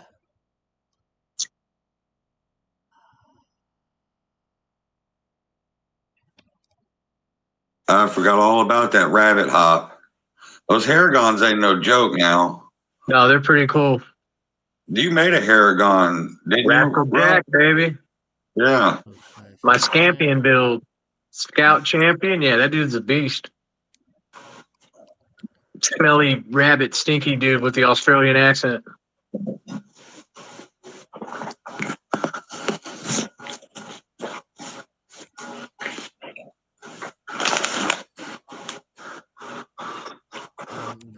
Feet for that. Okay.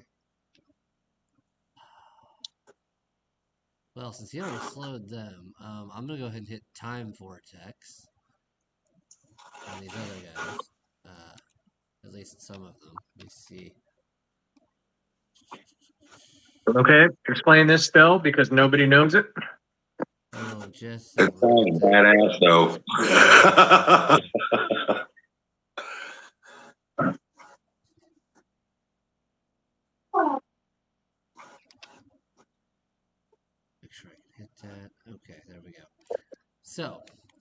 need to make a wisdom save. The DC of which is 16. And if they don't, then there's a table of effects I roll on to determine what happens. Okay, once that effect happens, that's the effect? Like you're not going to be rolling this every round or anything? No, it's every round until they succeed. If they succeed on a saving throw, then they're immune to it. Who is that, 5 and 6? Yeah, 5 and 6. DC 16? Yep. 6 fails, 5 saves. Okay.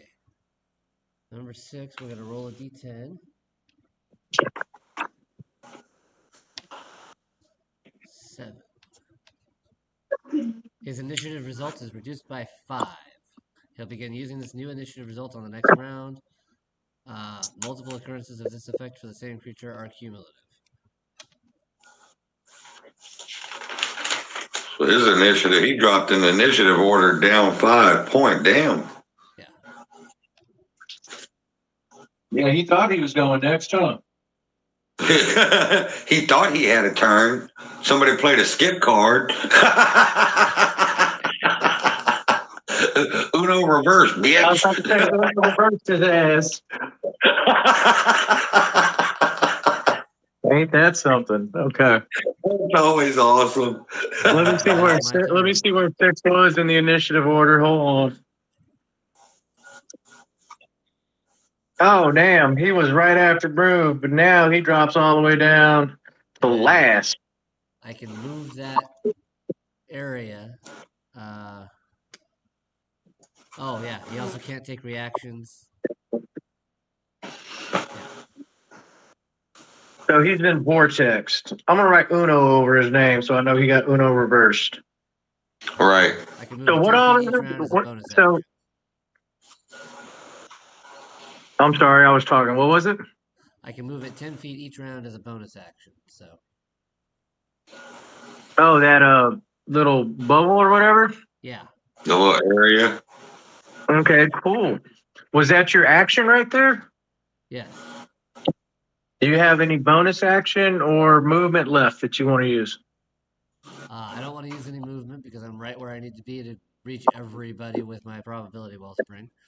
I used my bonus action to rabbit hop to get there. So. Okay. Bet number 2. Where is he on the board? He's the only one currently not affected by a spell. Oh, and 1. 5, 10, 15, 20, 25, 30. He's going to use his movement and take 2 shots. Fuck it, let's go after the guy that just zizzle zapped his homie.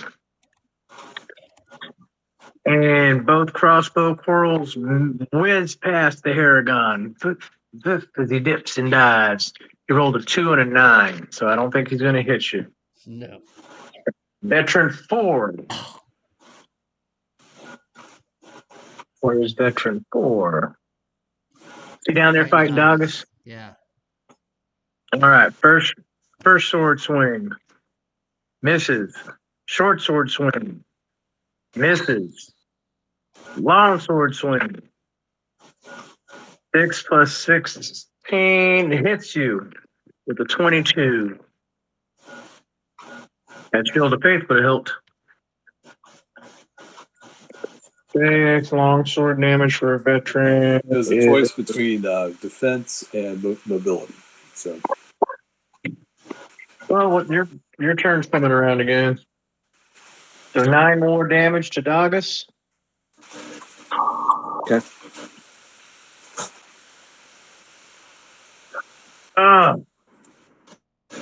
Vet 5.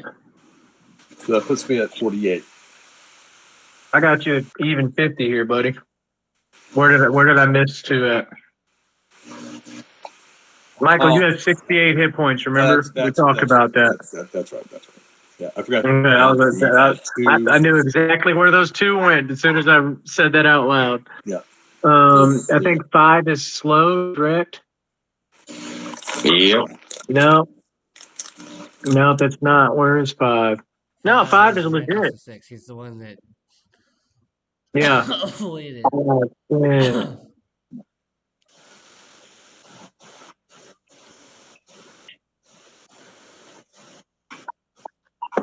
15, 20, 25, 30. And he's going to take 2 shots at Morgo. Oh, shit. There's a 21 and an 18. They both hit her.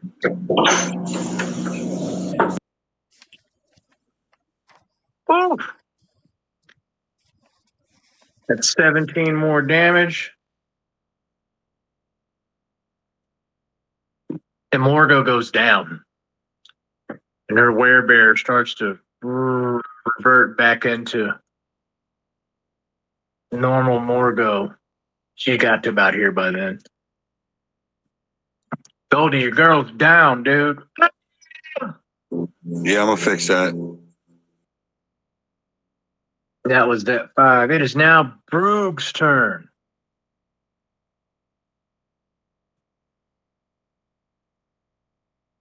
Who hasn't acted? 7, 8, 9, and 6. I don't think I can get in range of any of them yet. So,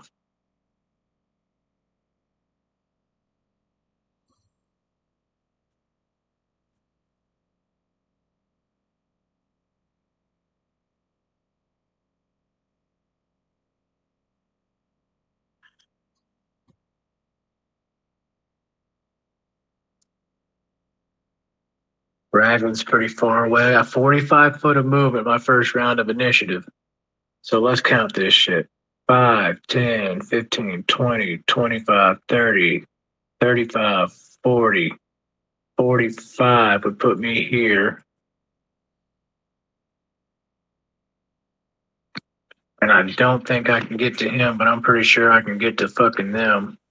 You can get to them if you were probably what 20 feet behind me. I move 30 feet. You move 45. That should put you around 5 feet behind me or 10 feet around me. That would put you at 90 feet I'm to in Raglan. range. I'm in range. It's a disadvantage, but I am in the dark. So I am invisible. So it's a clean shot. All right, there's my movement. My bonus action is to hunter mark that slow motherfucker. So he is not only slowed, but hunter's marked.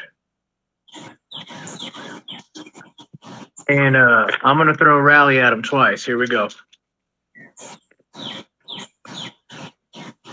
They both hit him. 12 plus 8 is 20, and 17 plus 8 is 25. I get a third attack. Red ambusher. First attack of the round. That one fucking misses. No, it's actually it's a bonus attack. It's the last attack of the round. If you hit on your first attack. That's the dread ambusher attack? I think you better read that again. I think it's you get to act.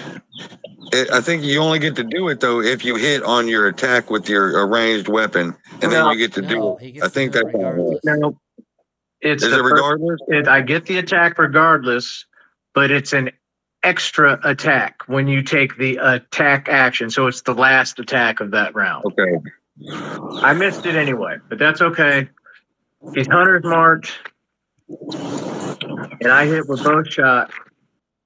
So he's lucky he's already acted because he doesn't get the surprise attack damage. But I popped his bitch ass. Okay, 6 and 4 is 10.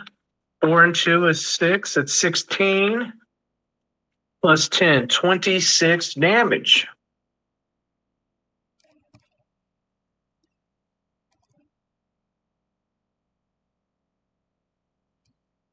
All right, 7, 8, 9. They're all slowed. All slowed. So they all only get one shot. They can't see. What is that? What did I touch? I hit something I shouldn't have. There we go. Let me get back on my hand. All right, there we go. And everybody's pretty much in range. They can see Goldie ass, I think. They can see Goldie. They can see Dagas. He's in the light. Zaya's in the light. But one attack on each of you then. They're all slowed. So we'll just start left to right. This is Goldie. Oh, cool. Plunkers again. 19 plus 6 is 25. 5 plus 1. You take 6 more damage, Goldie? No worries. I wouldn't be. All right. Messiah, one shooting at you. 20. Frichiku. So that's 11 plus whatever I roll. 10. 21 damage. Damn. That was a hell of a shot. That was a hell of a shot. And then the last one shooting at Dagas. 16 All right. plus 6 is a 21. All That right. also hits you It does. for 4 more. Okay. I'm at 46. And then 6, who got moved to the last of the initiative order. Where is he at?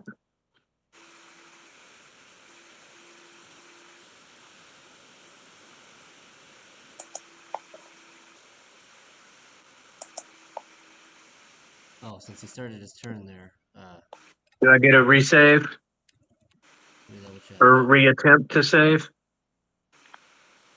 13 ain't gonna do it.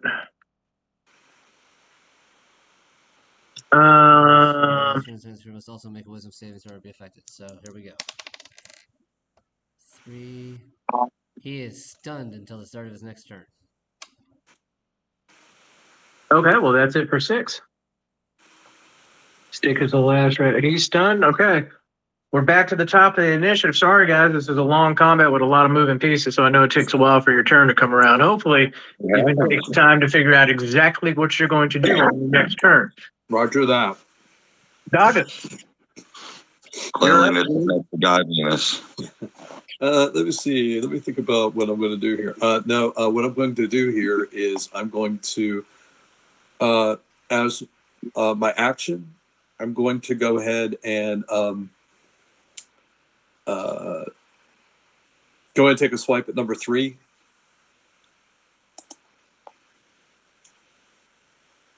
And here we go. That is going to be a dirty 20. Not unleash the sun. Are you going to divine smite him? I will go ahead and divine smite him, right? So this is your free smite that you can keep the spell slot. Yeah. Okay. So it's going to be 10 points for slashing and 24 from your divine smite. Oh, if it's second level, it would be yeah. And I yeah, roll 24. Yeah. So that's 34, and then you roll 4d8. So 16. 16, so that's 19 points of divine smite. Mike, just give me the total of 48 on your roll.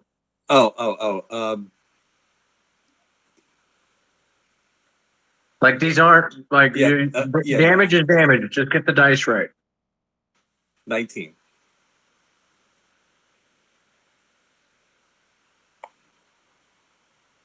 No longsword damage? Yeah, it was 10 points of longsword damage. Yeah, I'm sorry. So it's 10 plus total? 9, 29 total. Thank you. 29 total. Sorry. So 34 plus 29, because you critted, is No, I didn't crit. It was a dirty 20. Dirty. dirty. Oh, my bad, brother. My Yeah. bad. I thought you Total said 20, not natural 20. got you. My bad. Okay, Yeah. my So bad. That's still a nice, yeah. still a So nice it's 49 shot. total. Yeah. I thought you K-ridded his ass.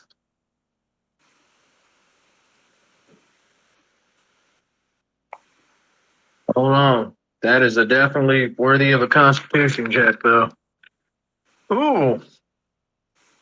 And you drop him. He's not dead, but he's unconscious. He's down. Okay. That was my first shot. That was your first shot. I'll go ahead and take a second shot at this guy with advantage because he's prone in front of me. Oh, I think he's incapacitated, isn't he? He's unconscious, which makes him incapacitated, Yeah, yeah, which yeah. automatic crit. Let's go ahead and just nip that in the bud. That is going to be a to hit is a 16. Yep. Okay. Automatic crit. Yeah. So it would be 11 plus 9. That's 20 points right there. All right. So yeah, he's even more fucked up now. Okay. Well, if he's not dead, then I'll go ahead and spend out 1 spell slot to do a divine smite. Okay. Roll 2d8, please. Okay. That's going to be another 9 points. All right, now his ass is dead. Bye. Okay. I was going to keep divine smiting that dude until something happened.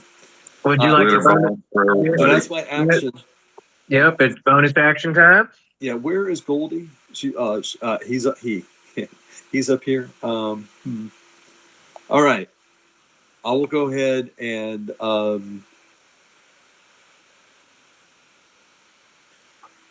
I will go ahead and initiate. I'll go ahead and take the opportunity attack. But what I'm going to do is I'm going to go 1, 2, 3, 4, 5, 6, 7, 8, 9, 10. As my movement. Hold on. Why didn't you? Never mind. He missed you. Okay. And then I'm going to, as my bonus action, I'm going to face step to here.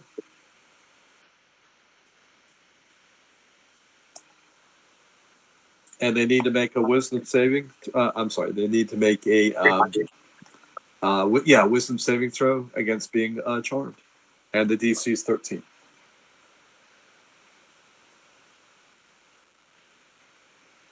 Number 1 succeeds. Number 2 is stunned, charmed, slowed, time warped, ass fucked. That's number 6. Number 2 is has no abilities on him right now. Oh, well, number 6 is multiply fucked. Number 1 passes. Okay. He's drooling on himself and shit. He's all kinds of fucked up. He's not only drooling, but in his mind, he's like, "Oh, what a pretty L." Right. Like, I think that's He is gorgeous.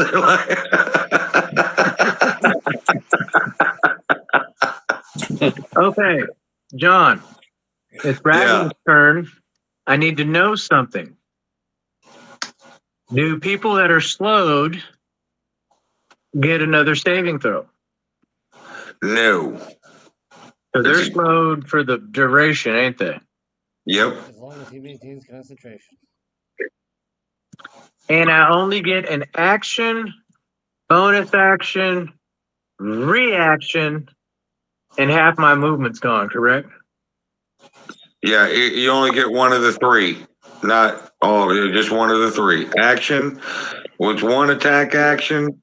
So Okay. like if he has multiple attacks, it's only 1 shot. Okay, he feels the effects. He's fucked right now. So what he is going to do He does get a wisdom saving throw at the end of each of his turns. at the end. Okay, thank you. I'll take that. He still has a 22 though. Not on this turn. I think that is until the beginning No, of my you're- next turn. Yeah, not your little word thing worked on the initial. It's not going to be there on the second time he gets to save for it. So what did you roll? What's your normal save DC? 16. Thank you. All right, that's where it's at. He blinks. Blink. If he's casting a spell, he's got to roll for it. He's actually using a magical item.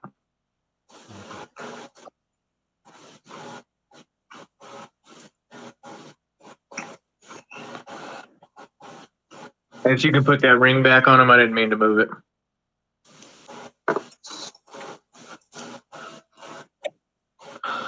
It's okay. I know he's slowed. I know he's Hunter's March. All right, there's his one action. And then he gets half his movement. So that's like 12 feet. So we'll just move him 10 more feet. 5, 10. And now I get a re-saving throw. I got to roll a 14 or higher. Nope, he's still slowed. Okay. That's Raglan. Veteran 1. He's going to attack Dagas. 1 sword. Miss. 2 sword. Ooh, +6. Does that hit? +5. Nope, that misses. Barely. All 3 misses. That's Veteran 1. Boom, boom. Goldie. Am I anywhere near my girl? Can you not see your screen, bro? You're right there. Not You're 10 feet from her. 10 feet away from her. I want to move next to her and cast at second level. No, I can't. My computer is down. I'm on my phone. I can't see it. Oh, shit. I'm gonna cast at second level. I'm gonna cast Cure wounds. Cure Wounds. Okay. So she gets 2d8 plus my con mod, which is a +3. Not your con. So of course. 2d8. Oh, then it's a +5. 2d8 plus 5. Oh, 6, 9 plus 5. She gets 14 hit points back. All right. And then as my bonus action, I'm going to use my unsettling words again against. No, I'm not, because he's still slowed. So He's also out of range.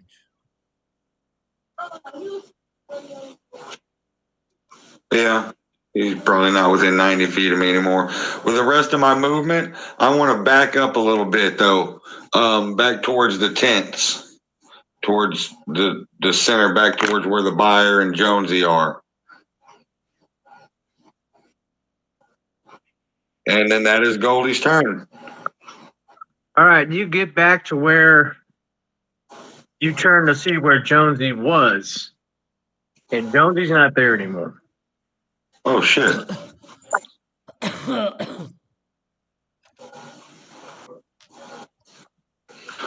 then I'm acting like I'm buying or protecting the buyer's hut with my pimp ass. Nobody gonna come up from Goldie's place and fuck up my place of business. Action. Hold on. Oh, yeah, she moved. Okay.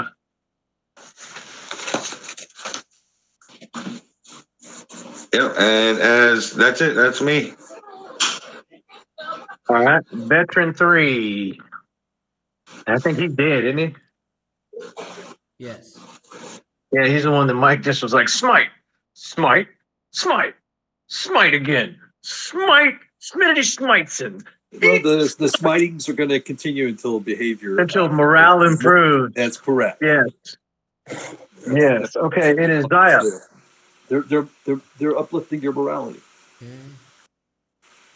5, 10, 15, 20, 25, 30.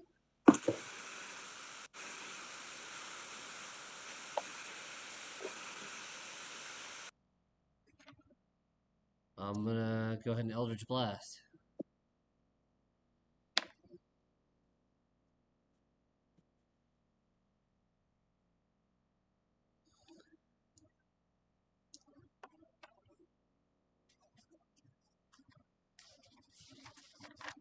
Plus 8 is 14.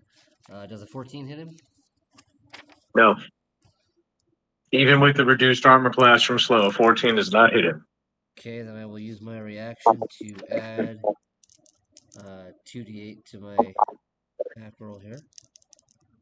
Okay, again, explain what you're doing. No, but that made no sense to anybody, JD. You got to remember that. It's the probability wellspring. I'm Well, spending explain. 2 dice. Explain it. That's my whole thing. I had no problem with you playing a different subclass that no one's ever heard of before, but when you do your abilities, you need to explain it so we all understand. I already explained this ability. Hold on, this is a Add reaction. the D8. Add the D8, yeah. Oh, is this your probability one? Yes. Yeah. I'm sorry. Okay. So you're adjusting your attack roll? Yes.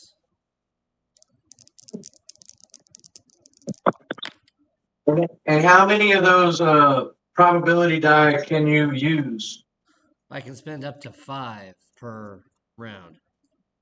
on this particular ability? So I'm using 2. Okay. So I'm adding plus 5. So that. How many do you have left? 19, 5? 4? 3, 4, 5, 6. I have 6 left.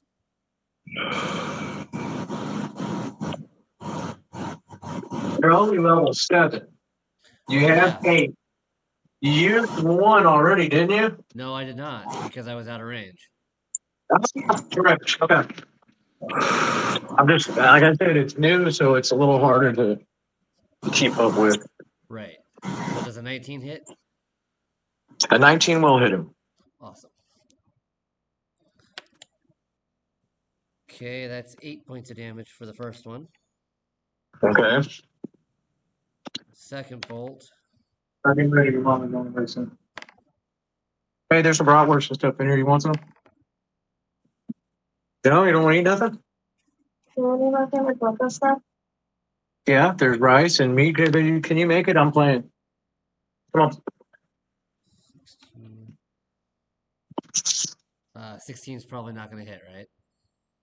No, that's exactly what you need to hit because you slowed. Oh, perfect. So you did how much on the first shot? 8. Okay. And then 14 on the second shot.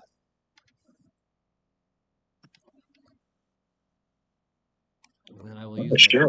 bonus action to move this 10 feet. Number 1 needs to make a wisdom save. Nope. Okay. 7.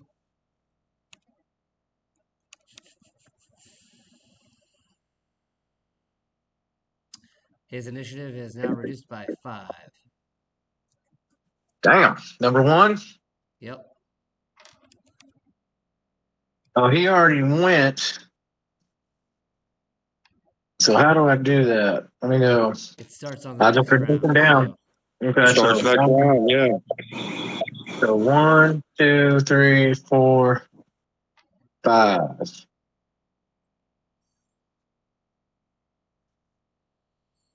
And that's my turn.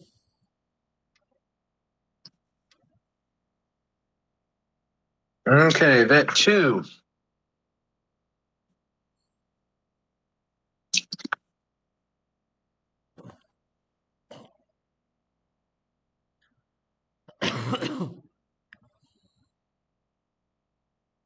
Come on, dang it. I'll be right Runs back. up on I'm gonna get daggers. a coffee, okay? No worries. Alright. Swing and a miss, swing and a miss, swing and a miss. He misses all 3 times. Oh, actually, hold on. You're flanked. Oh, 1, 2, 3, miss, miss, miss. And natty ones. Well, it's with advantage, so it don't count. But he missed you all 3 times. So that's good. Vet 4. Where's 4 at? 4 is down south. 5, 10, 15, 20, 25, 30. He's gonna shoot 2 crossbow shots at Zaya there.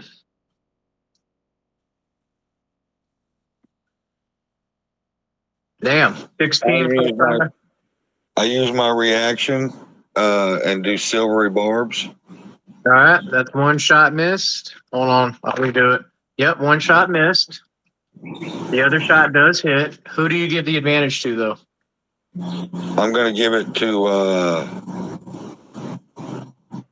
Doggis is flanked. Am I lying? Am I right? Yeah, Doggis is in trouble, man. You might want to do something. I'm going to give it to Doggis. Okay. And hold on, let me roll damage here. 1 plus 1. 2 more, Zaya. Okay. As the coral grazes you.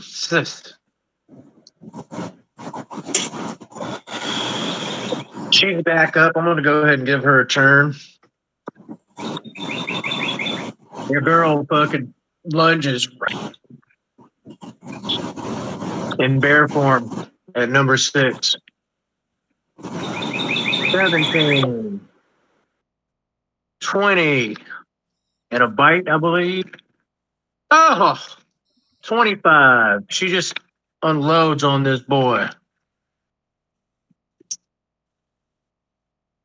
That's scary. 666 was the die rolls. Plus 15. That's my girl. That's 38 points of damage on number 4. Damn, fucked his world up. He was full health.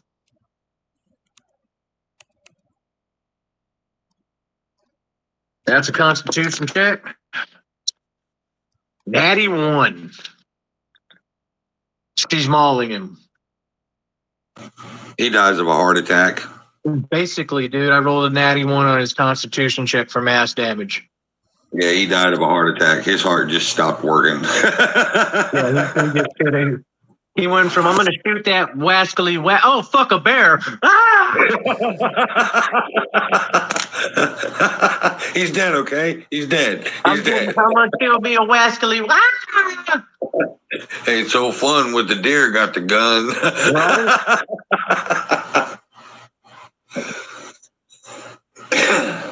Okay. That's too funny. That is beautiful.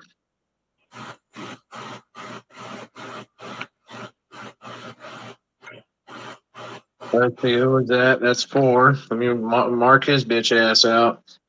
That's where Bet Win falls to, but it's not until next round that he gets to actually go. Bet 5. Where's he at?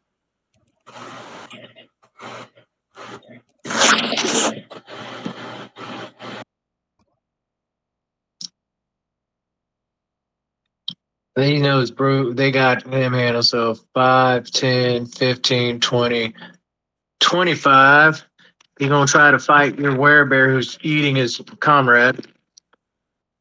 Miss. 1 hit with a long sword. And a 20 with the short sword, but it's half damage because they're not silver.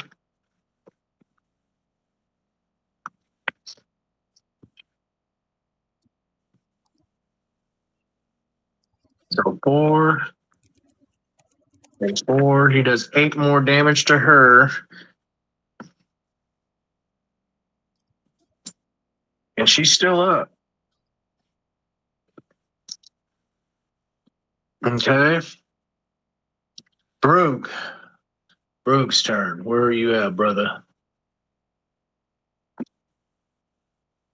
5, 10, 15, 20, 25, 30, 35. How far away am I from you, you son of a bitch?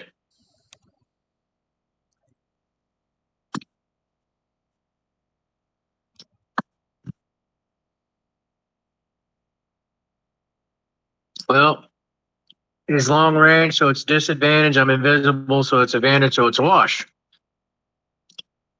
2 attacks from Rally.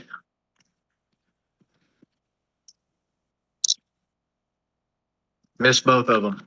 Son of a bitch.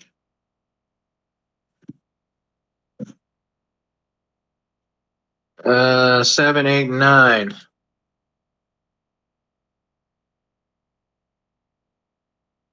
Those are these guys over here, isn't it?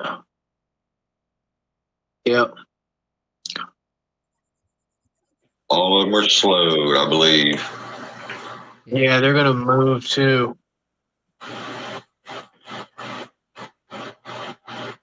Half movement. 5, 10, 15.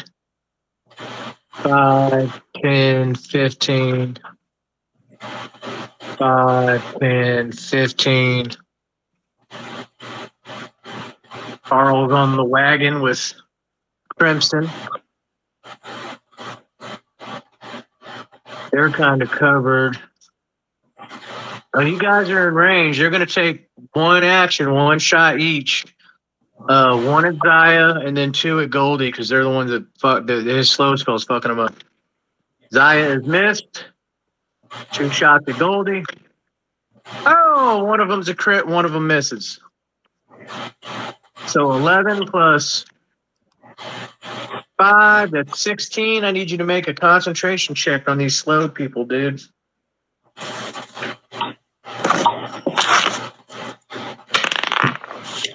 Oh.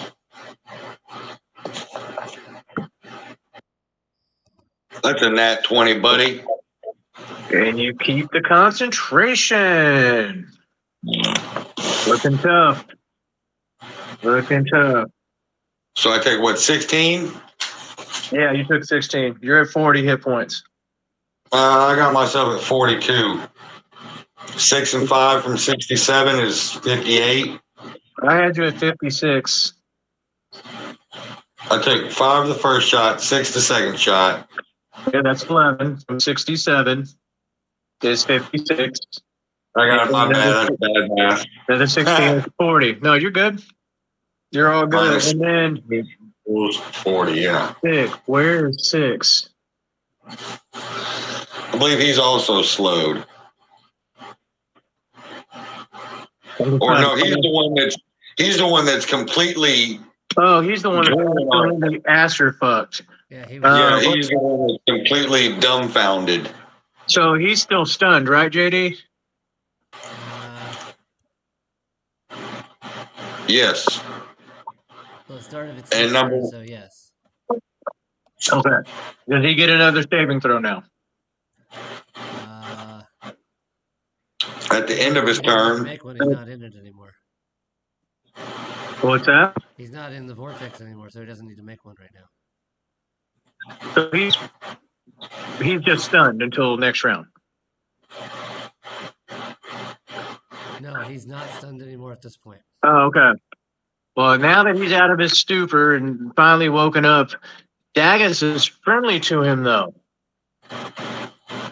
So he's going to run away to fight somebody else.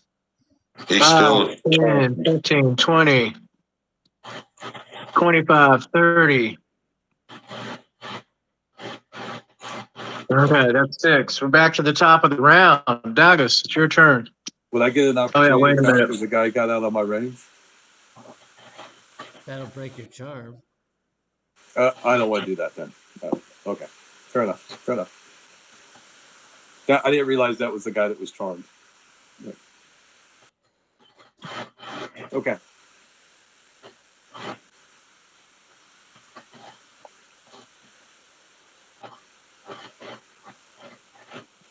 My turn. Yeah. Okay. I mean, it's still your turn, dude. Oh. I'm gonna go ahead and mollywop number 1.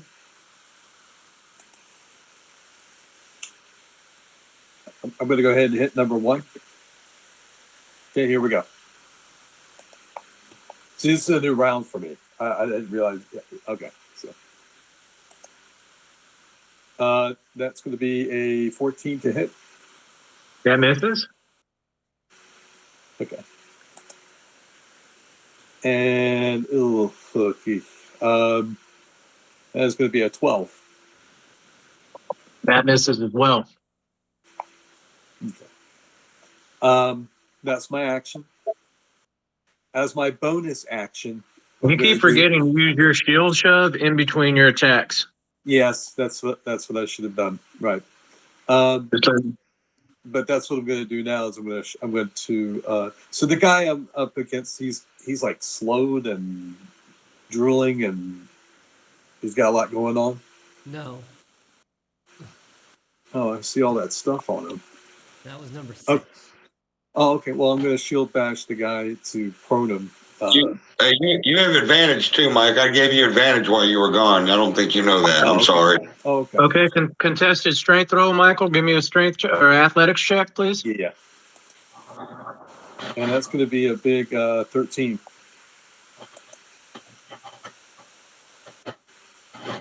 Nice. You won by a point. Yeah. So You won by a point. So you either push him 5 feet or you knock him prone. I'll make him prone then. Okay. And since I could use my I haven't used my bonus action yet. I'm gonna torch Shield bear. shove is your bonus action. Oh, shield shove is my bonus action, right? Thank you. Thanks for reminding me. Movement's the only thing I'm waiting on, Mike. Any movement? No, I'm gonna stay right there. Yep, I'm good. I'm exactly where I need to be.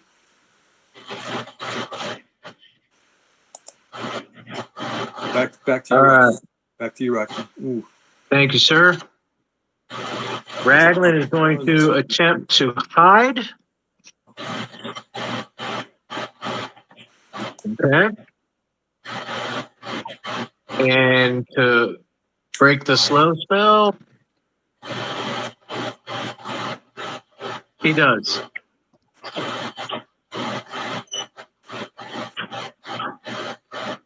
So he's going to move half speed because he's hiding. Or he thinks he's hiding. Let me check Brug's perception. Yeah, Negro, you ain't hiding from nothing. Okay.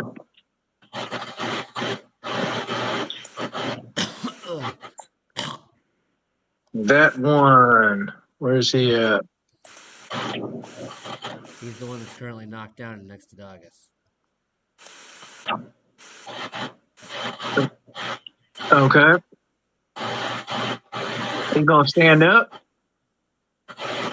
And what are all the afflictions that dude is under? Jesus Christ. Right now, the only thing that's affecting him is he's -5 on his initiative. Oh. Oh, then it's not even his turn. He's down the list here. Goldie. You're back up. Do I see the little dwarf guy ranger? Do I see him dip out? No, he's way out of your vision, bro. All right, he's running through the darkness right now. And unbeknownst to him, actually, I got to roll him a perception check real quick. Nope. Unbeknownst to him, there's a couple of cats that are chasing his ass right now. Well, then I am going to firebolt the one standing in front of Dogus. Or matter of fact, where did the one that's charmed by Dogus run to? Did he come towards me? Hell yeah, he's coming right up at you. I'm finna firebolt the shit out of his ass. Yeah, Okay, that's number 6.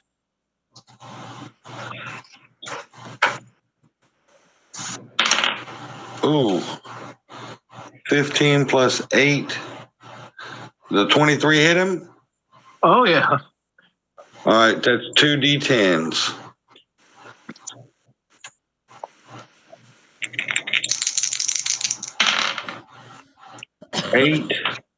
I do 15, 8, and 7. 15 points of fire damage to the I got him. ruling fool that is by me.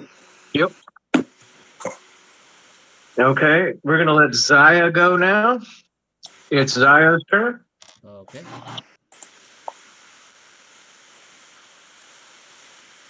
And then I will do. I intersected Jonesy after Goldie, but I'll go ahead. Go ahead, Zaya. Yeah.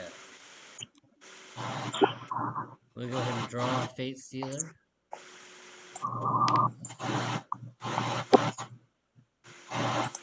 That's a cool name for a weapon, dude.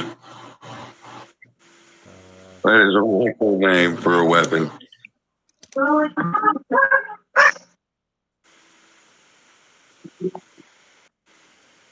Rocky. What's that, sir? Does a 19 hit? Oh yeah. Cool. I can see if Here you that's go. Be quiet.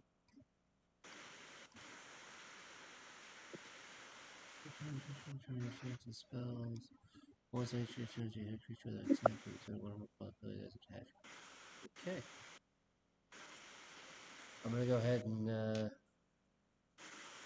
spend out 2 more probability dice to add damage to this.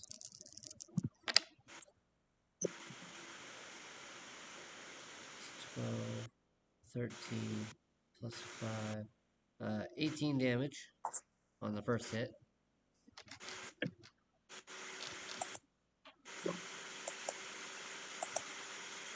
Okay. And then a nat 20 on the second hit. Oh shit. I know what that means. Yeah, so let me get 2d6. Extra 2d6. Fate Stealer is a vicious longsword. Okay. So that's 12 plus 8 is 20, 25. So that's 25 base. And then, You don't add the 2d6 in with the base. You have to roll that. oh, okay. It's an extra 2d6 because of the crit. It doesn't.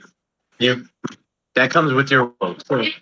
Okay. What's your base?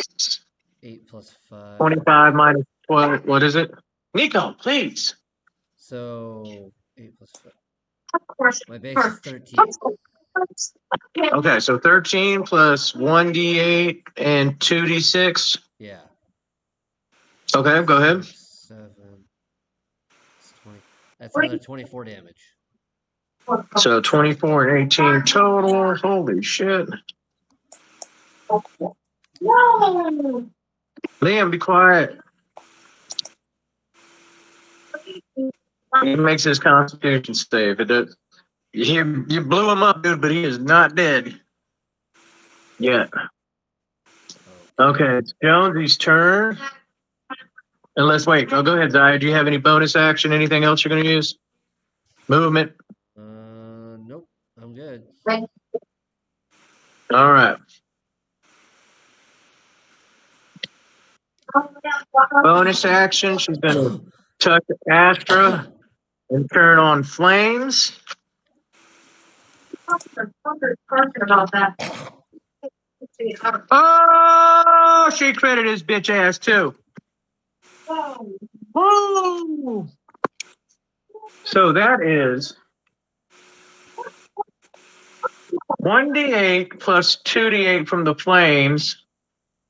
That's 24 plus 5. That's 29. And then the sneak attack is 4d6. That is 24 more. And then she rolls all that. So that is, Shit ton of damage. yeah, she just fucked his world up.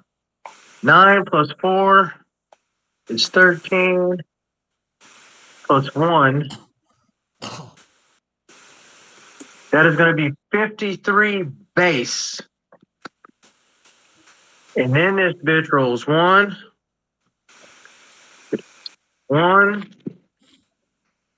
2, 3, 4,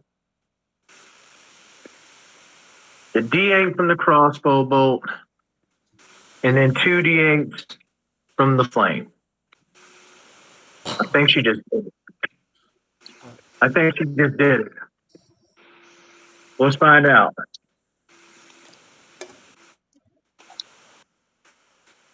Seven, 8. That's 15. 6 and 4 is 25. Plus 4 and 3, that's another 7. 25 plus 7 is what, 32? Yep. She got him. She got him. That's 5. That's 85 points of damage. You had 79 hit points left. Jonesy, since she got up, has been stealthily running and hiding, getting in position. She just hit this motherfucker with a crit because she had advantage. He didn't know she was there. That's what the perception checks were about earlier. And hit him for 85 points of fucking total damage. Bah! All Raglan fucking just turns to see this streaking crossbow bolt hit him in the face and explode into fire. Jonesy's like, I told you I'd kill you, you son of a bitch. He smoked him. Raglan is dead. At this current moment, the buyer steps out of the yurt and says, salt the earth, as a wall of fire erupts, running from number 5 all the way 1, 2, 3, 4. I think I can hit. What's the length on a wall of fire? 100 linear feet? Am I correct in this? Because I think she can get all of them. I'm looking it up now. Make sure that I get old school here. Oh, great. Bad gateway. All right. 60 feet long, 20 feet high, and 1 foot thick, or a ring wall up to 20 feet diameter, 20 feet high, and 1 foot thick. So 60 feet is the length on it. Yeah, that's correct. But you can cast up Okay. to 120 feet away. Okay, that's what I'm thinking. That's the range.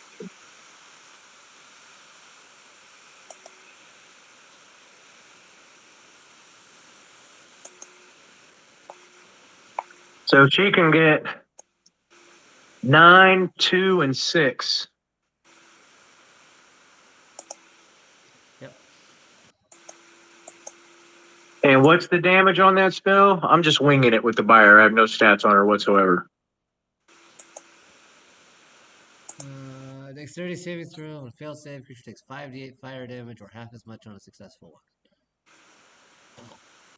one. 5d8 and half as much on. Yep.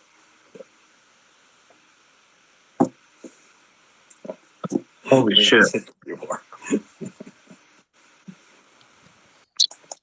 Gonna multiply that by 14. We'll double that.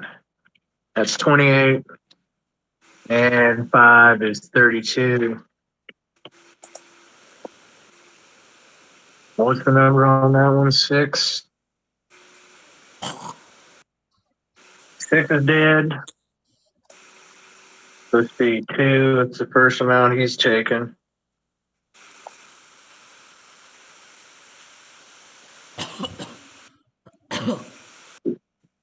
That's a Constitution save. And that's a 3. So let's say he's dead too. Which one, 9 or 2? 2. Okay.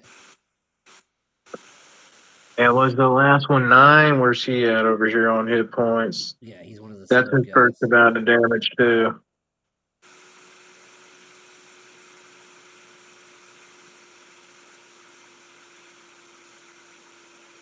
His Constitution check. He failed too. He rolled a fucking 2. So he's burning. Fucking, what's on him dead too. The fire's a badass. She just comes out and unleashes. Fries 3 of these motherfuckers to death. That was 6, 9, and 2. He's where the fuck is he at? Is that the one fighting? Where's one at? One is the one that's inside my time vortex. Oh, okay. It says turn is finally. Okay, go ahead and make He a save. attacks Dodger. Oh, I failed. 2. Okay. Let's see, 8. Reduces initiative by another 5. Fuck me. I think he just dropped him all the way out. Let's see. 1, 2, 3, 4.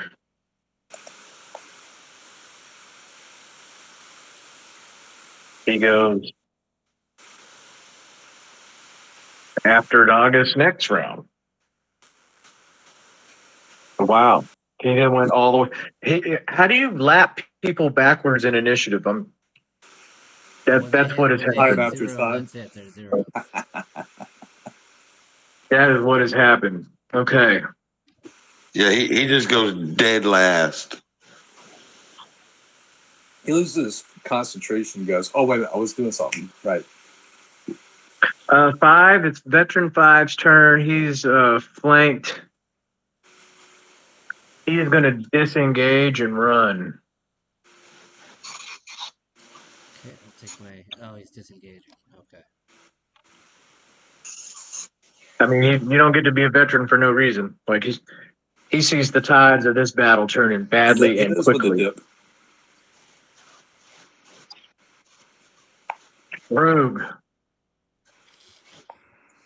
Brooke seeing Jonesy pop out and fucking slay Raglan.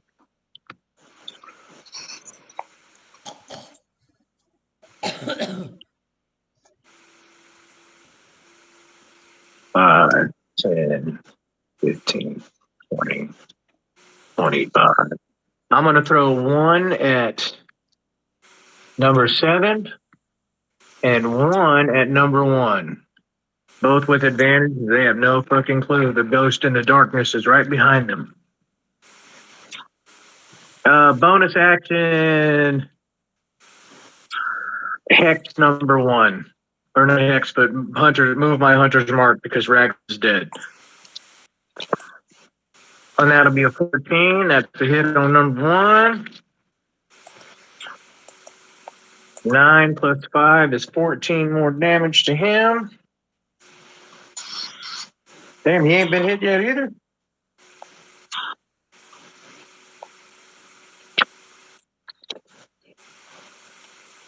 And that's going to be a dirty 20 to hit number 7. Ooh, and that's 15 to him. Where's number 7?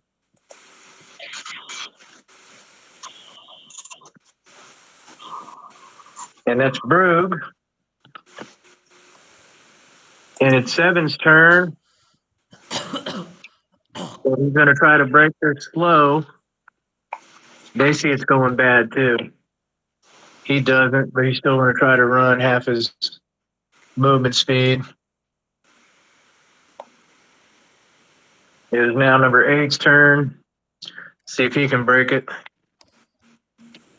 Nope. He doesn't break it either. He's going to run too, half his movement speed.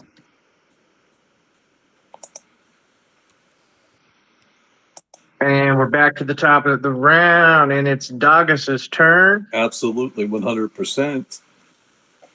Totally ready for this. All the way All the right. way. So let's just go ahead and put so number 1 is prone and in front of me, and I'm there. Might as well. I'll go ahead and take a swipe at him with my silver Lightkeeper sword. You got advantage also, Mike, still. Yeah. So that's going to be a 25 to hit. We'll go ahead and expend one spell slot, level 1, to Divine Smite. Okay. So it's 8 points of slashing damage, and then it's going to be another 9 points. So that's a total of 18 for my first shot. I think that's critted because he's incapacitated, right? Yeah. Okay. No, he's not incapacitated. Oh, he's not. Oh, okay. No. Okay. Well, then so it's just a total of 19. Yeah, he was just prone. Okay. That's for your first shot, right? That's for my first shot. Okay. Let me go ahead and just mark this spell slot here. Boom, boom. Okay. And let's go do that again. 24 to hit. Nice. Alex, yeah. So we'll go ahead and do 8 points of slashing damage. Okay. And then I'll expend out my last level 1 spell slot for a Divine Smite. Okay. And double sevens. That's 14. Ooh. He's dead. He's dead? He's dead. He's dead, okay, Mike? He's dead. Raglan's Okay. dead. August is dead. Goldie, you up? No, I'm still up. That was just Oh, my I'm sorry, action. I Michael. haven't moved. I haven't done my bonus action. I'm sorry. I've got so many going on, bro. I'm trying to. That's all right. Go ahead. Man. No worries. My No apologies. worries. I didn't take it personally. What I'd like to do is at this point, I'm going to let's see, that's 5, 10, 15, 20, 25, 30, 35, 40, 45, 50. Boom. I'm gonna come to here. That guy's trying to get away, right? Yeah. Okay. Yep. As my bonus action, I'm going to shield bash that guy. Knock him prone. Nice. Yeah. All right. Contested strength throw. 12. You win. At the Very end of the nice. day, I jump like a gazelle. Yeah. Ding, You ding, fucking. boom. I mean, you can describe your actions, bro, as you do this shit. Yeah. Like, Yeah, as Doug I is dispatch, turns and sees him running and is like, yeah, I like could super barely through freaking the elf flying flames. through the air. Yeah, so Like, shield bash. Oh, yeah, shit. come up behind him, just knock him to the ground, and say, "Not today." And so that's my movement, my action. You heard the lady. Salt the tundra. Yeah, and I literally got your back. I got you back. No, okay, so tough crowd. Boom, he's a prone. He's a tough crowd. It's a tough crowd, man. My dad jokes not working today. So we got what? What numbers? 8 and 9 left? Or 7 and 8? Well, 5 is still there. So 5, 7, and 8. Yep. Who is the closest to me? 5. I'm going to firebolt 5. Okay. It's my turn, right? Disadvantage. Yeah. Yeah. Gold, you're up. All right.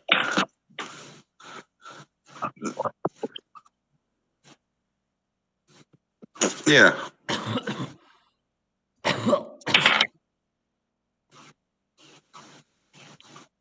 19. That hits. That's 2d10 fire damage. 3 and 8. 3 and 8.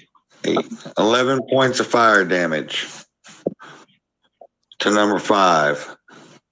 All right. And is anybody around me within 5 feet, allies wise? No. No. Okay, because I was gonna hit my bardic cry and give him advantage on an attack, but I can't give out another. Can I give out another bardic inspiration if he still has his? Yes. Yeah. Oh, I didn't know that. I didn't know I Yeah, could you're do not that. limited, dude. They just a person can't hold more than one. Oh, As okay. long as you got inspirations left, you can throw them hoes out. Weep. You know. Right. And in watching our new companion, the rabbit man, Goldie gonna say, from one to another, baby, you got it. Go ahead and get it. And I'm gonna give him bardic inspiration. That's perfect timing because it is his turn. All right. So I've used 3 bardic inspirations. 10, 15, 20, 25, 30.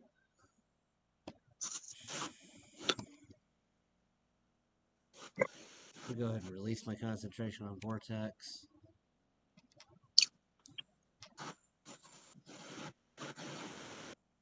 All right, I'm going to shoot number 7 with a Eldritch Blast.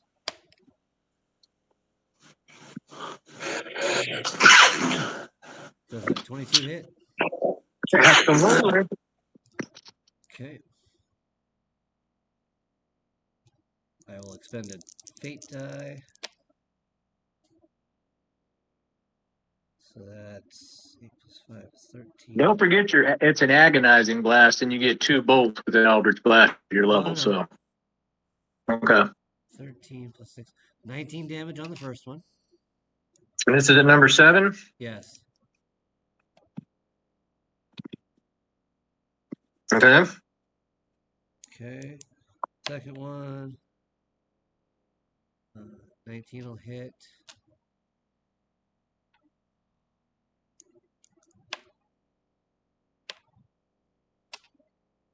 That's another 15 damage. Please shit around. Okay. Hold on. 18. Oh, he takes it in the back. Staggers and keeps running. Okay. As my bonus action.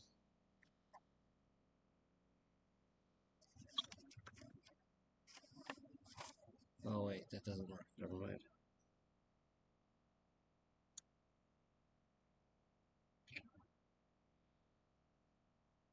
Nope, that's it. I'm done. Okay. Back to vet 5, who's barely alive. Where's he at? Isn't that him down there fighting Daggers? Or is that 7? He running for his life. I can't find him on the screen anywhere, so. 5 is the one fighting Dagus, yeah. Oh, it is 5. Okay. 3. 17, that hits. Short sword hits. For plus 3. 4 damage, Dagus. Brug. Brug glances over, seeing Jonesy standing over Raglan's dead body with this just look of like sheer relief. The man that tormented her, terrorized her, is fucking dead. So Brug is going, seeing Dagus is still in the fight. Who's left over here? Those guys are still slow trying to run away, ain't they? Yep. Don't I have one of these motherfuckers hunter's marked though? No, Or is he dead? you had number 1 hunter's marked. Okay, so I have my hunter's mark over here to That's 7 and 8 running away right there, isn't it? Yes. 5, 10, 15, Yeah, 20, I think only 25. 5, 7, and 8 Oh, I'm are in range of alive. both of them. Bet to attack to his back with advantage. There's a 16 plus. What do I get to hit with Rowdy? Oh, wrong paper. Plus says that's a 24 and a 19. They both hit. 5 plus 5 is 10. Plus 2 is 12. Plus 10 is 22. 7's dead.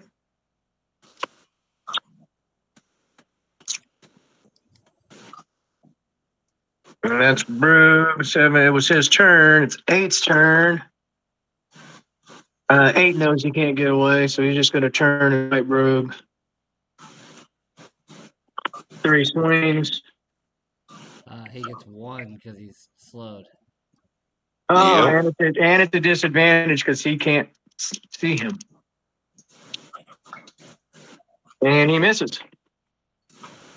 He sees his friend fall slashed up next to him and turns around and can't see anything, just blindly swings in the air. Nothing hit. 7, 8. Back to Doggis. All right. Let's get this show on the road. My newfound friend, he seems to be prostate in front of me. I'm going to go ahead and just take a couple swipes of my sword at him. So because he's prone, I'm still have advantage. Is that correct? Yes. Okay, just want to double check.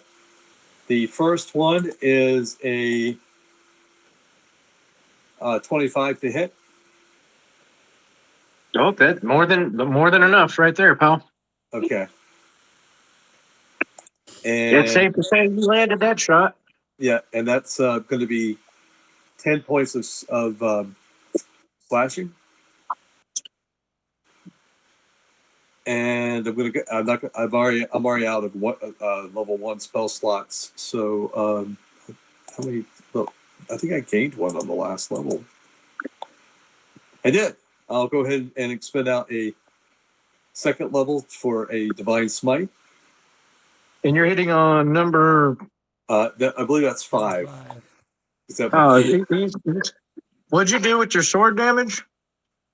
I think I did. Let's see here. What was the thing? I think it was 8 or 9. Oh, he's fucking toast. Okay. Well, then I'll save my second level spell then. Spell Yeah, slot. you'd say that. Yeah. And everyone is over here. There's only one left, right? Which is. Yeah. Okay. Is anyone is anyone hurt at the moment? No, we're good. Who is?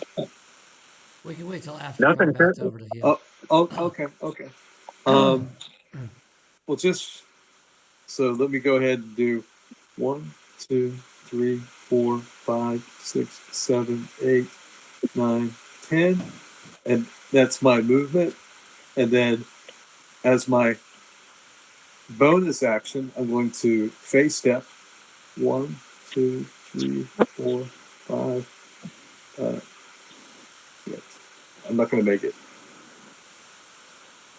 Yeah, I'll face step anyways, and it doesn't seem like it's got to be within 10 feet of me, so I don't think that guy's 10 feet, but at least I'll be able to. Would you consider that 5 feet away from Brogue? Where are you at? I'm No, 5 10 feet would be from Rogue. directly right next to him. They're like okay. 10 feet. Okay, I Yeah. just wanted. Okay, and that's my turn. Okay. Goldie. Okay, is Carl still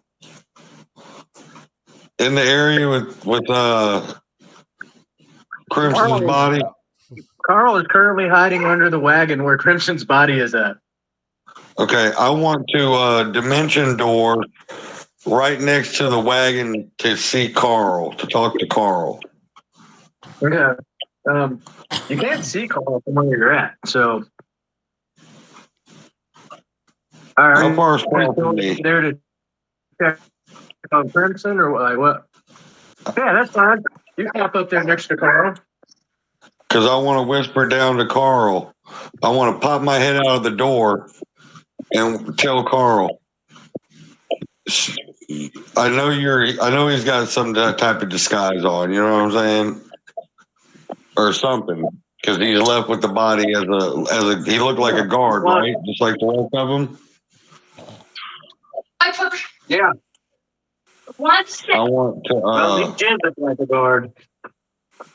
I want to tell him to take back the body, Crimson's body back, anyways. But tell them that Raglan lied to get the warrants and tried to kill It's the one that we were supposed to set it up to where we're not wanted anymore. He says, mate, I don't know if I can do all that, but he's like, when this is finished, we'll talk. Okay. And then I pop back through my door and go back to where I was at. We don't pop back through your door yet. Dimension door is essentially a teleport. It's a teleport, dude. Yep. Oh, so I'm all the way over there then. Yeah, that's where you're at. Well, yeah. Good. I'm still far enough away from everybody. You and Carl can still talk. Okay, good. Yeah, fair. Give me a second, John. Yeah, that's my time. Yeah.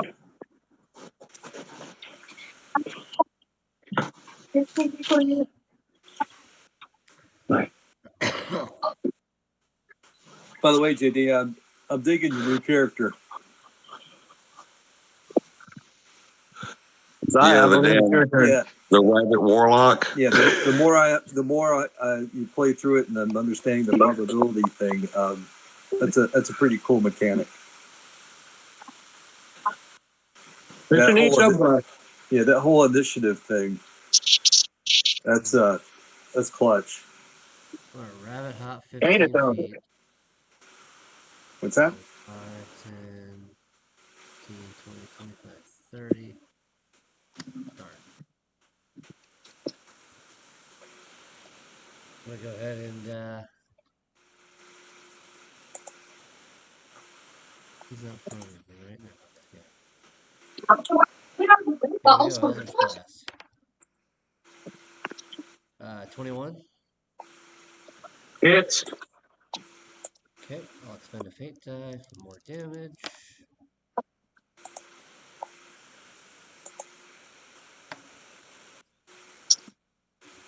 Six plus 5, 11, 7. 18 for the first hit. that hits. No, that was the amount of damage I did. Oh shit. What number is that? Number 8. Yeah. I think that might do his S2 actually. Where's he at?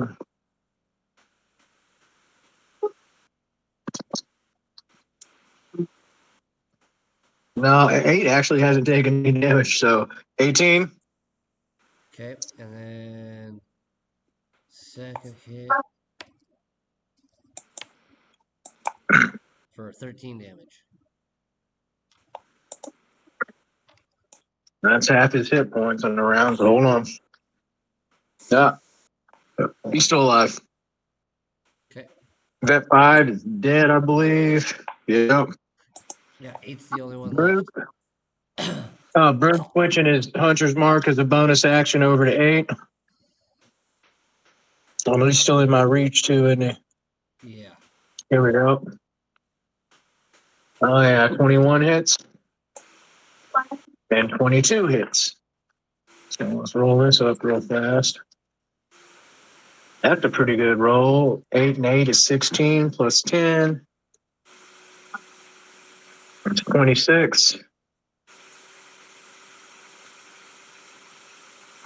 I'll be right back. I'm just going to top off my my drink real quick. All right. And 8 is done. We're out of combat. I'm back here. Wow. Jackrabbit jump all over the place. I think that was a total of like 4 rounds. It seemed a lot longer than that. Yeah. Okay, hold on.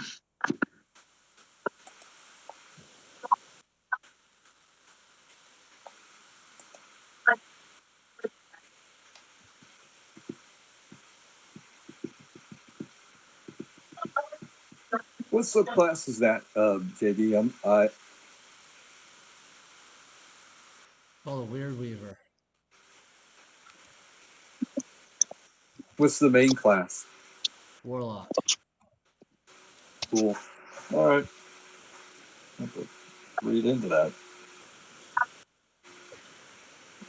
Pretty cool combination. It kind of smacks of like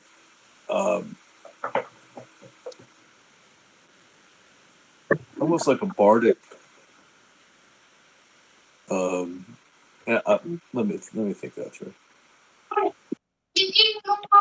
It's almost like a bardic inspiration. Yeah. Yeah, it has kind of like that feel to it about like how it's able to affect the outcome of something. So,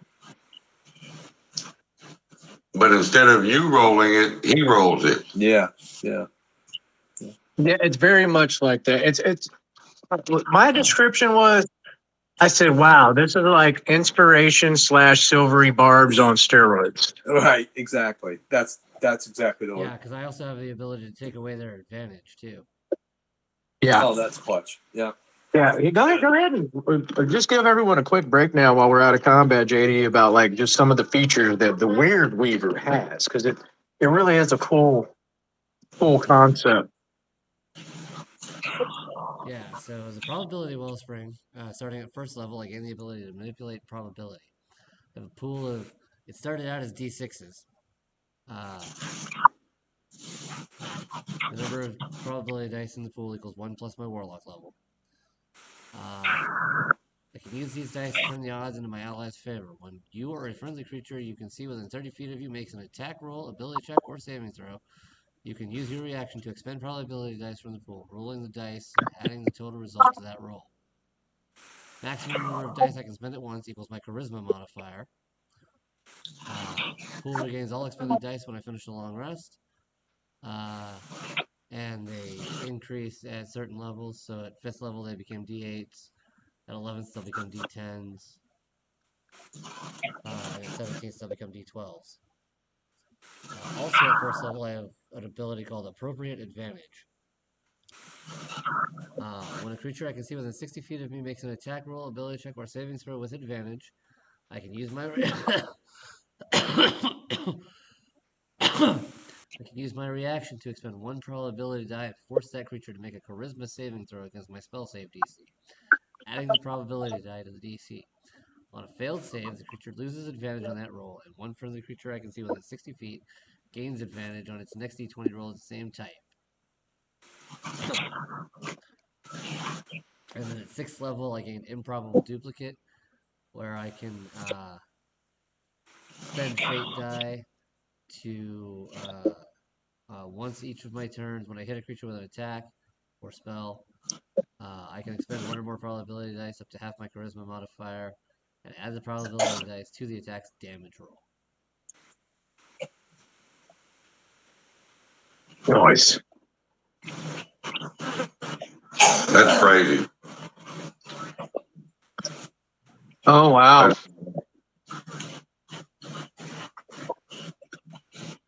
That's that twist of fate shit.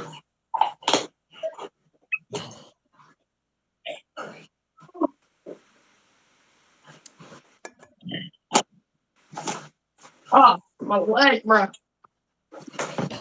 Her never started wasted.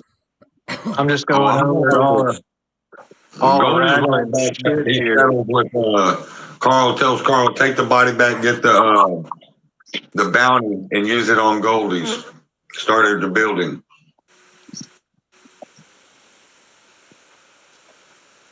Sorry, John, I didn't hear shit. That's all I hear is the dog barking.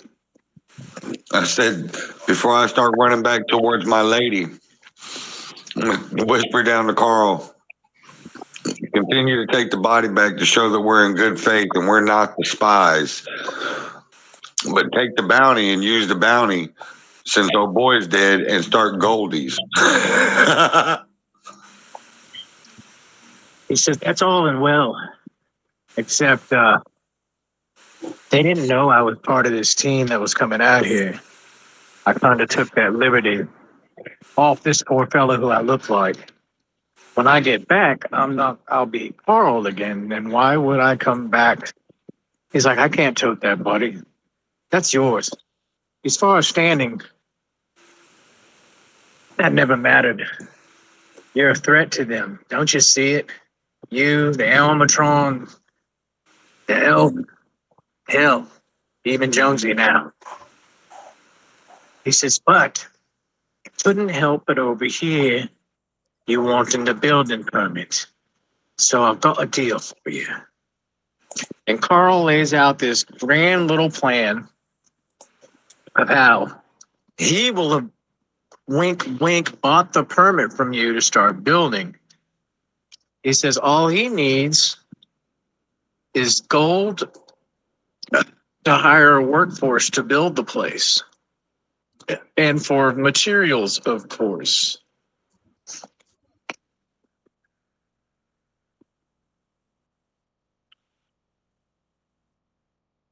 Of course, Well, what else is in it for Goldie, though? You gonna take my building and run?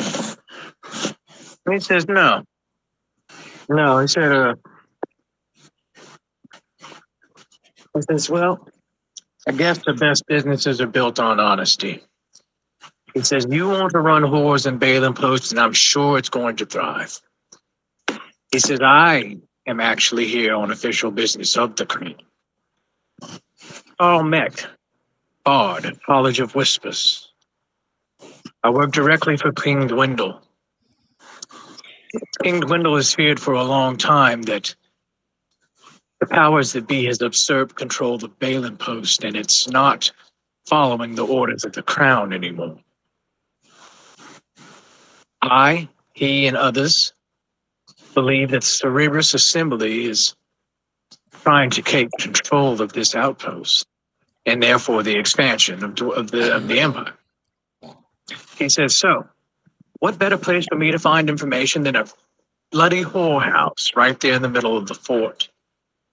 He says, here's the deal. I run it for you because y'all aren't allowed back in Balaam Post. They'll be looking for you. And no matter what good fortune you might bring, they'll take it gladly right before they stick a dagger in your heart. He said, so here's my offer. You give me the builder's permit and the funds and the means to get this building up and running. I'll operate it for you. You get the full cost and money's earned. I get my information that I need. So basically, I'll be your front man. I'll cover Carl's place for you. You know, that's a good name, Carl's Place. You get all the funds. You're basically the boss behind the scenes. And no one's the better for it. Now, I imagine it's going to take some time to build. But, you know, winter's hard around here. People need work. I can put the guys to work as long as you get the materials or at least get the money for the materials. We'll make it happen. That sounds like a plan. Now's a good time to mention that trade, John. I want to call it Goldilocks. Oh, okay. Goldilocks is fine, I suppose. I like Carl's Place, but yeah, sure. Goldilocks. Remember that trade we discussed, John? Yeah, but how would I as a character know that he has that? You know what I'm saying? He would have to initiate that with me. How does he know you have that? I played it is- in the. I that is played it the- in front. But he doesn't know what it is. You see, that's the means to build it, though. He doesn't need men. You understand Oh, what I'm saying? Hello, McFly. yeah. I tell him. I said, well, I do tell him I have something that might help him on his quest to build, our shared adventure now. And I tell him about the lyre of building. He says, that's a potent piece, mate. Is that, He said, fair enough. I've got something exchanged. Because I don't want this to be a lopsided deal since we're both benefiting from it. He said, but that'll certainly cut the cost of building this place to next to nothing and damn near make it impenetrable if something ever should happen to it. So here, I got a little musical instrument of my own. And out of his backpack, he pulls out this accordion looking thing. He says, it's a Revelers concertina. I find you'll like it. Fair trade? Oh, yeah, that's a fair trade, baby. He said, and whenever you guys get back from where you're going, I'll have Goldilocks up and running. Or at least the start of it. That's what I'm talking about, baby. Let's make it. And then I spit on my hand and stick it out to shake. And he turns around and smacks his own ass and sticks it out to shake. And we shake. Deal.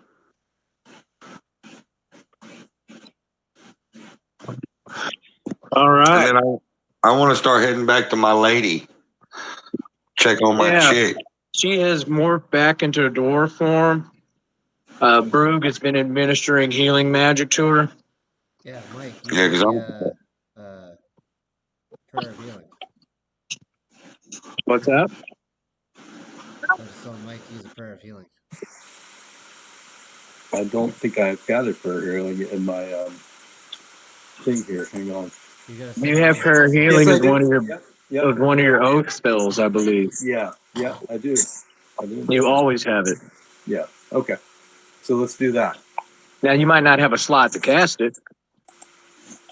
Let's see. I have a second level slot. Well, then you have it. Okay. Yeah, I still because I got an extra slot when I leveled up. So Yeah, plus you didn't have to burn that smite when you killed the last one, remember? Yeah. Okay, because I got plenty of spell slots left to give my girl some good healing. Yeah, up to That- 6 creatures. Sexual healing, sexual healing, baby. That's what I'm gonna get down. Yeah, it takes I'm gonna use this 10 to my minutes to advantage. cast, but I'll cast it, and it's 2d8 plus my spell casting ability, which is plus 2.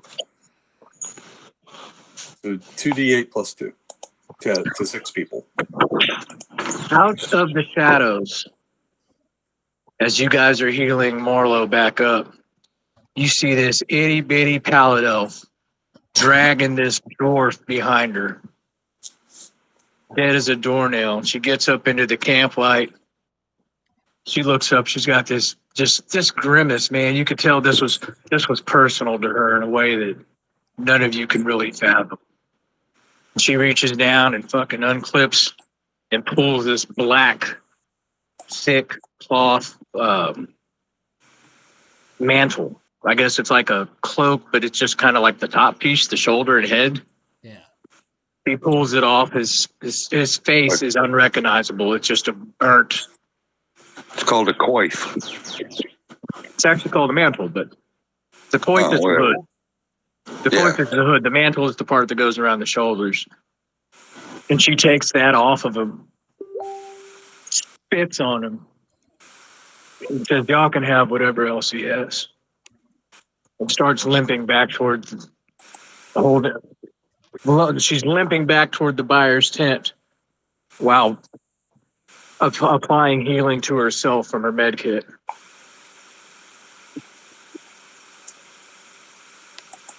And I have not, as of today, used my lay of hands. Okay. I've got 35 points I could distribute amongst everyone. So 14 points to everyone for the prayer of healing. And then what does that leave everybody? I'm at 58 out of I 67. don't know. At this point, it's all pretty redundant. Okay. Okay. Everyone can be healed up. You know what I'm Okay. saying? We could use Rest incoming. Okay. Cool. Goldie, you shake on it. He gives you the concertina and takes the lyre.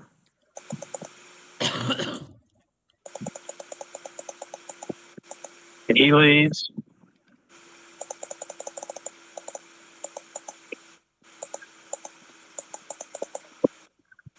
I'll tell him good luck on his adventure back to Balaam Post. Be safe. He said, I'll be your eyes and ears in the place as well. So this is going to work out for both of us. You know, us entertainers, we need to stick together. Oh, agree, baby. It's a win-win for Goldie, and Goldie likes to win, baby. I'll be sending women your way, and when they'll tell them, Goldie sent me, or G Baby sent me, and you'll know what to do with them after that. Yeah, I expect you'll instruct him well enough. I'll be cooking meals and making my ale. Goldilocks is going to be one hopping joint. You got my word. And he smiles at you with that crooked tooth smile and big ears. But you know, for an ugly son of a bitch, his charisma, you have to admire. It's there. He's probably just as charismatic as I am. Almost.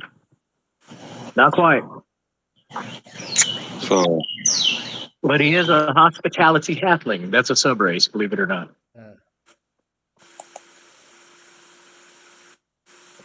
So he's the perfect host for Goldilocks, man. Yeah, I looked down at Raglan's body and I'm like, told you. What's up? I looked down at Raglan's body as I told you. Right? Brew, hearing her say y'all can have the rest, walks over and starts stripping Raglan down.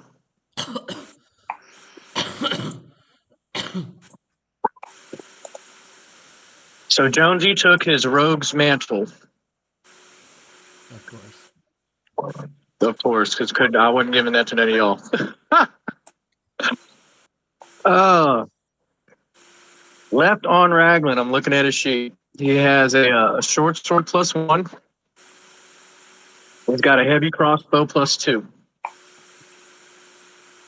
He's got a vial of oil of Taggart. 2 applications left. He's got a potion of greater healing.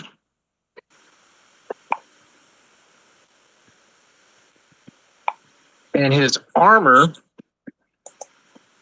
is Heward's hireling armor.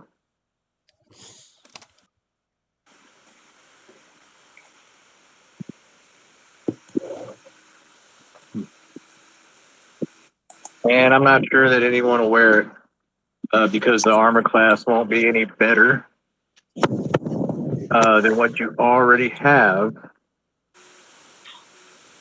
yeah, but we could show enough sell it, baby. Actually, Jonesy could wear it, but no, she took her pick. Yeah, you can sure enough sell it. Maybe, yeah, you might even want to wear it. It's roughly your size. Let me give you a brief description of Heward's hireling armor.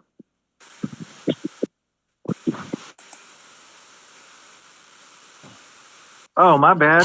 He also has, this is all inside the armor.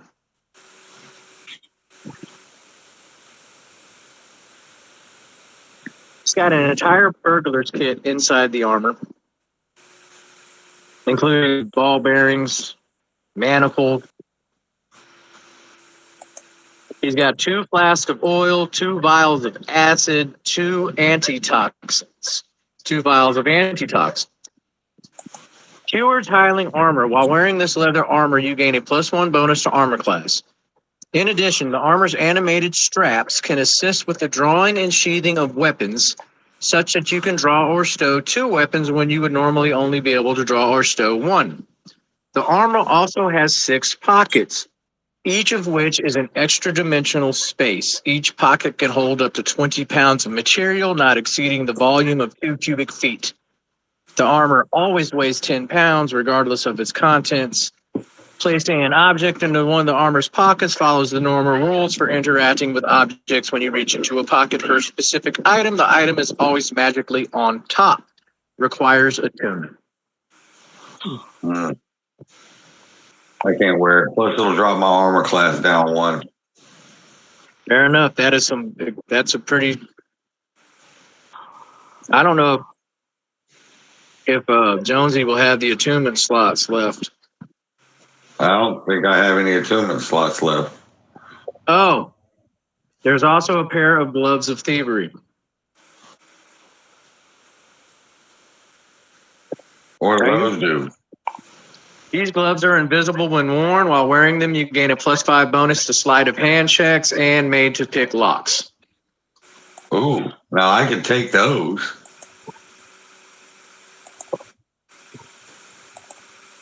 Nobody wants the crossbow. I'll take it. I'll take the gloves.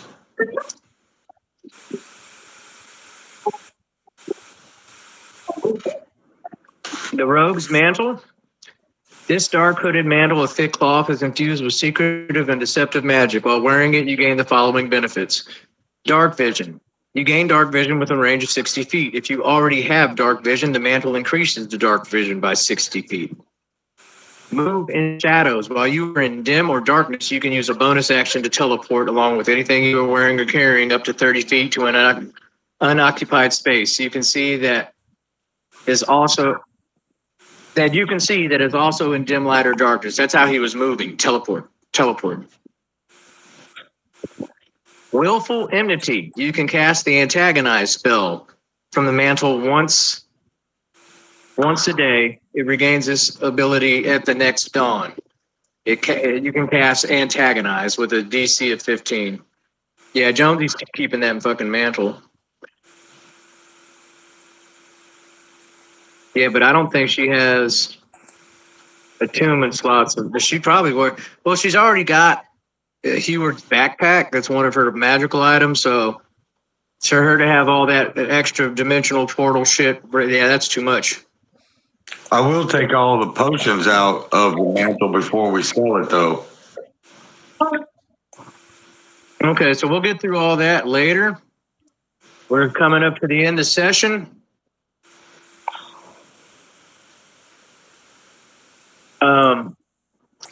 Brug walks back over to the wagon with Crimson's body and steers it back over to bring Crimson inside to the buyer's yurt.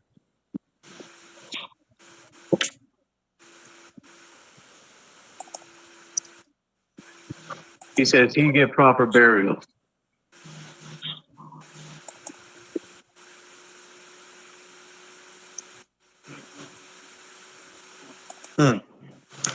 Glad they didn't get my man. Doggins, you haven't mentioned anything. Do you want to grab the armor? The armor's not really going to do me that great, but I would like to get the greater healing potion. The what? Okay, you can. The potion of greater healing? Yeah.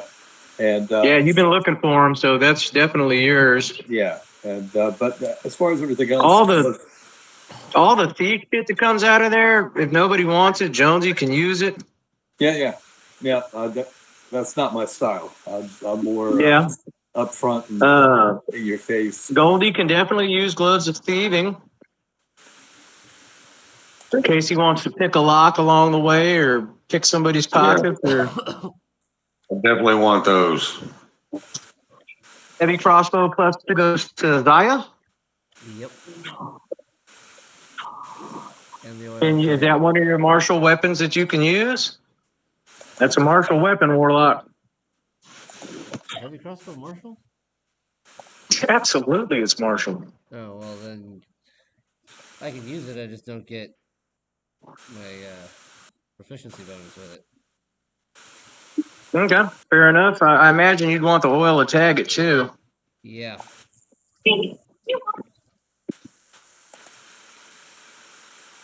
There's 2 applications of oil to tag it. Yeah. He used one to kidnap Jonesy the first time. Remember she told you she turned around and he just wiped his hand across her face and all of a sudden she just went fucking numb and couldn't move? Yep. Yeah. Raglan was a nasty bastard, man. He really was. That slow spell fucked him. That slow spell's probably saved 1 or 2 of y'all's lives. You're lucky he's kind of a coward, though. And once he realized he was in that kind of hurt, he was like, well, I got to get the fuck out of here. I'll come back and sneak attack these motherfuckers with poison and kill somebody with an automatic crit. And nobody ever got to fight him in hand-to-hand combat. He was a battle master / assassin, level 5/7. He was the majority of that 3,000 experience points that everybody got today. Jesus. Well, I looked up his creature rating, and the XP for him was 8,400. And then 10 veterans at 700 each is another 7,000. And then I divided it all amongst 5 of you.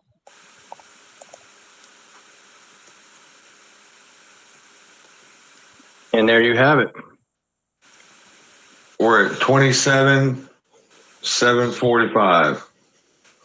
Hold up. What are we at? 27,745. 27,745. Nice.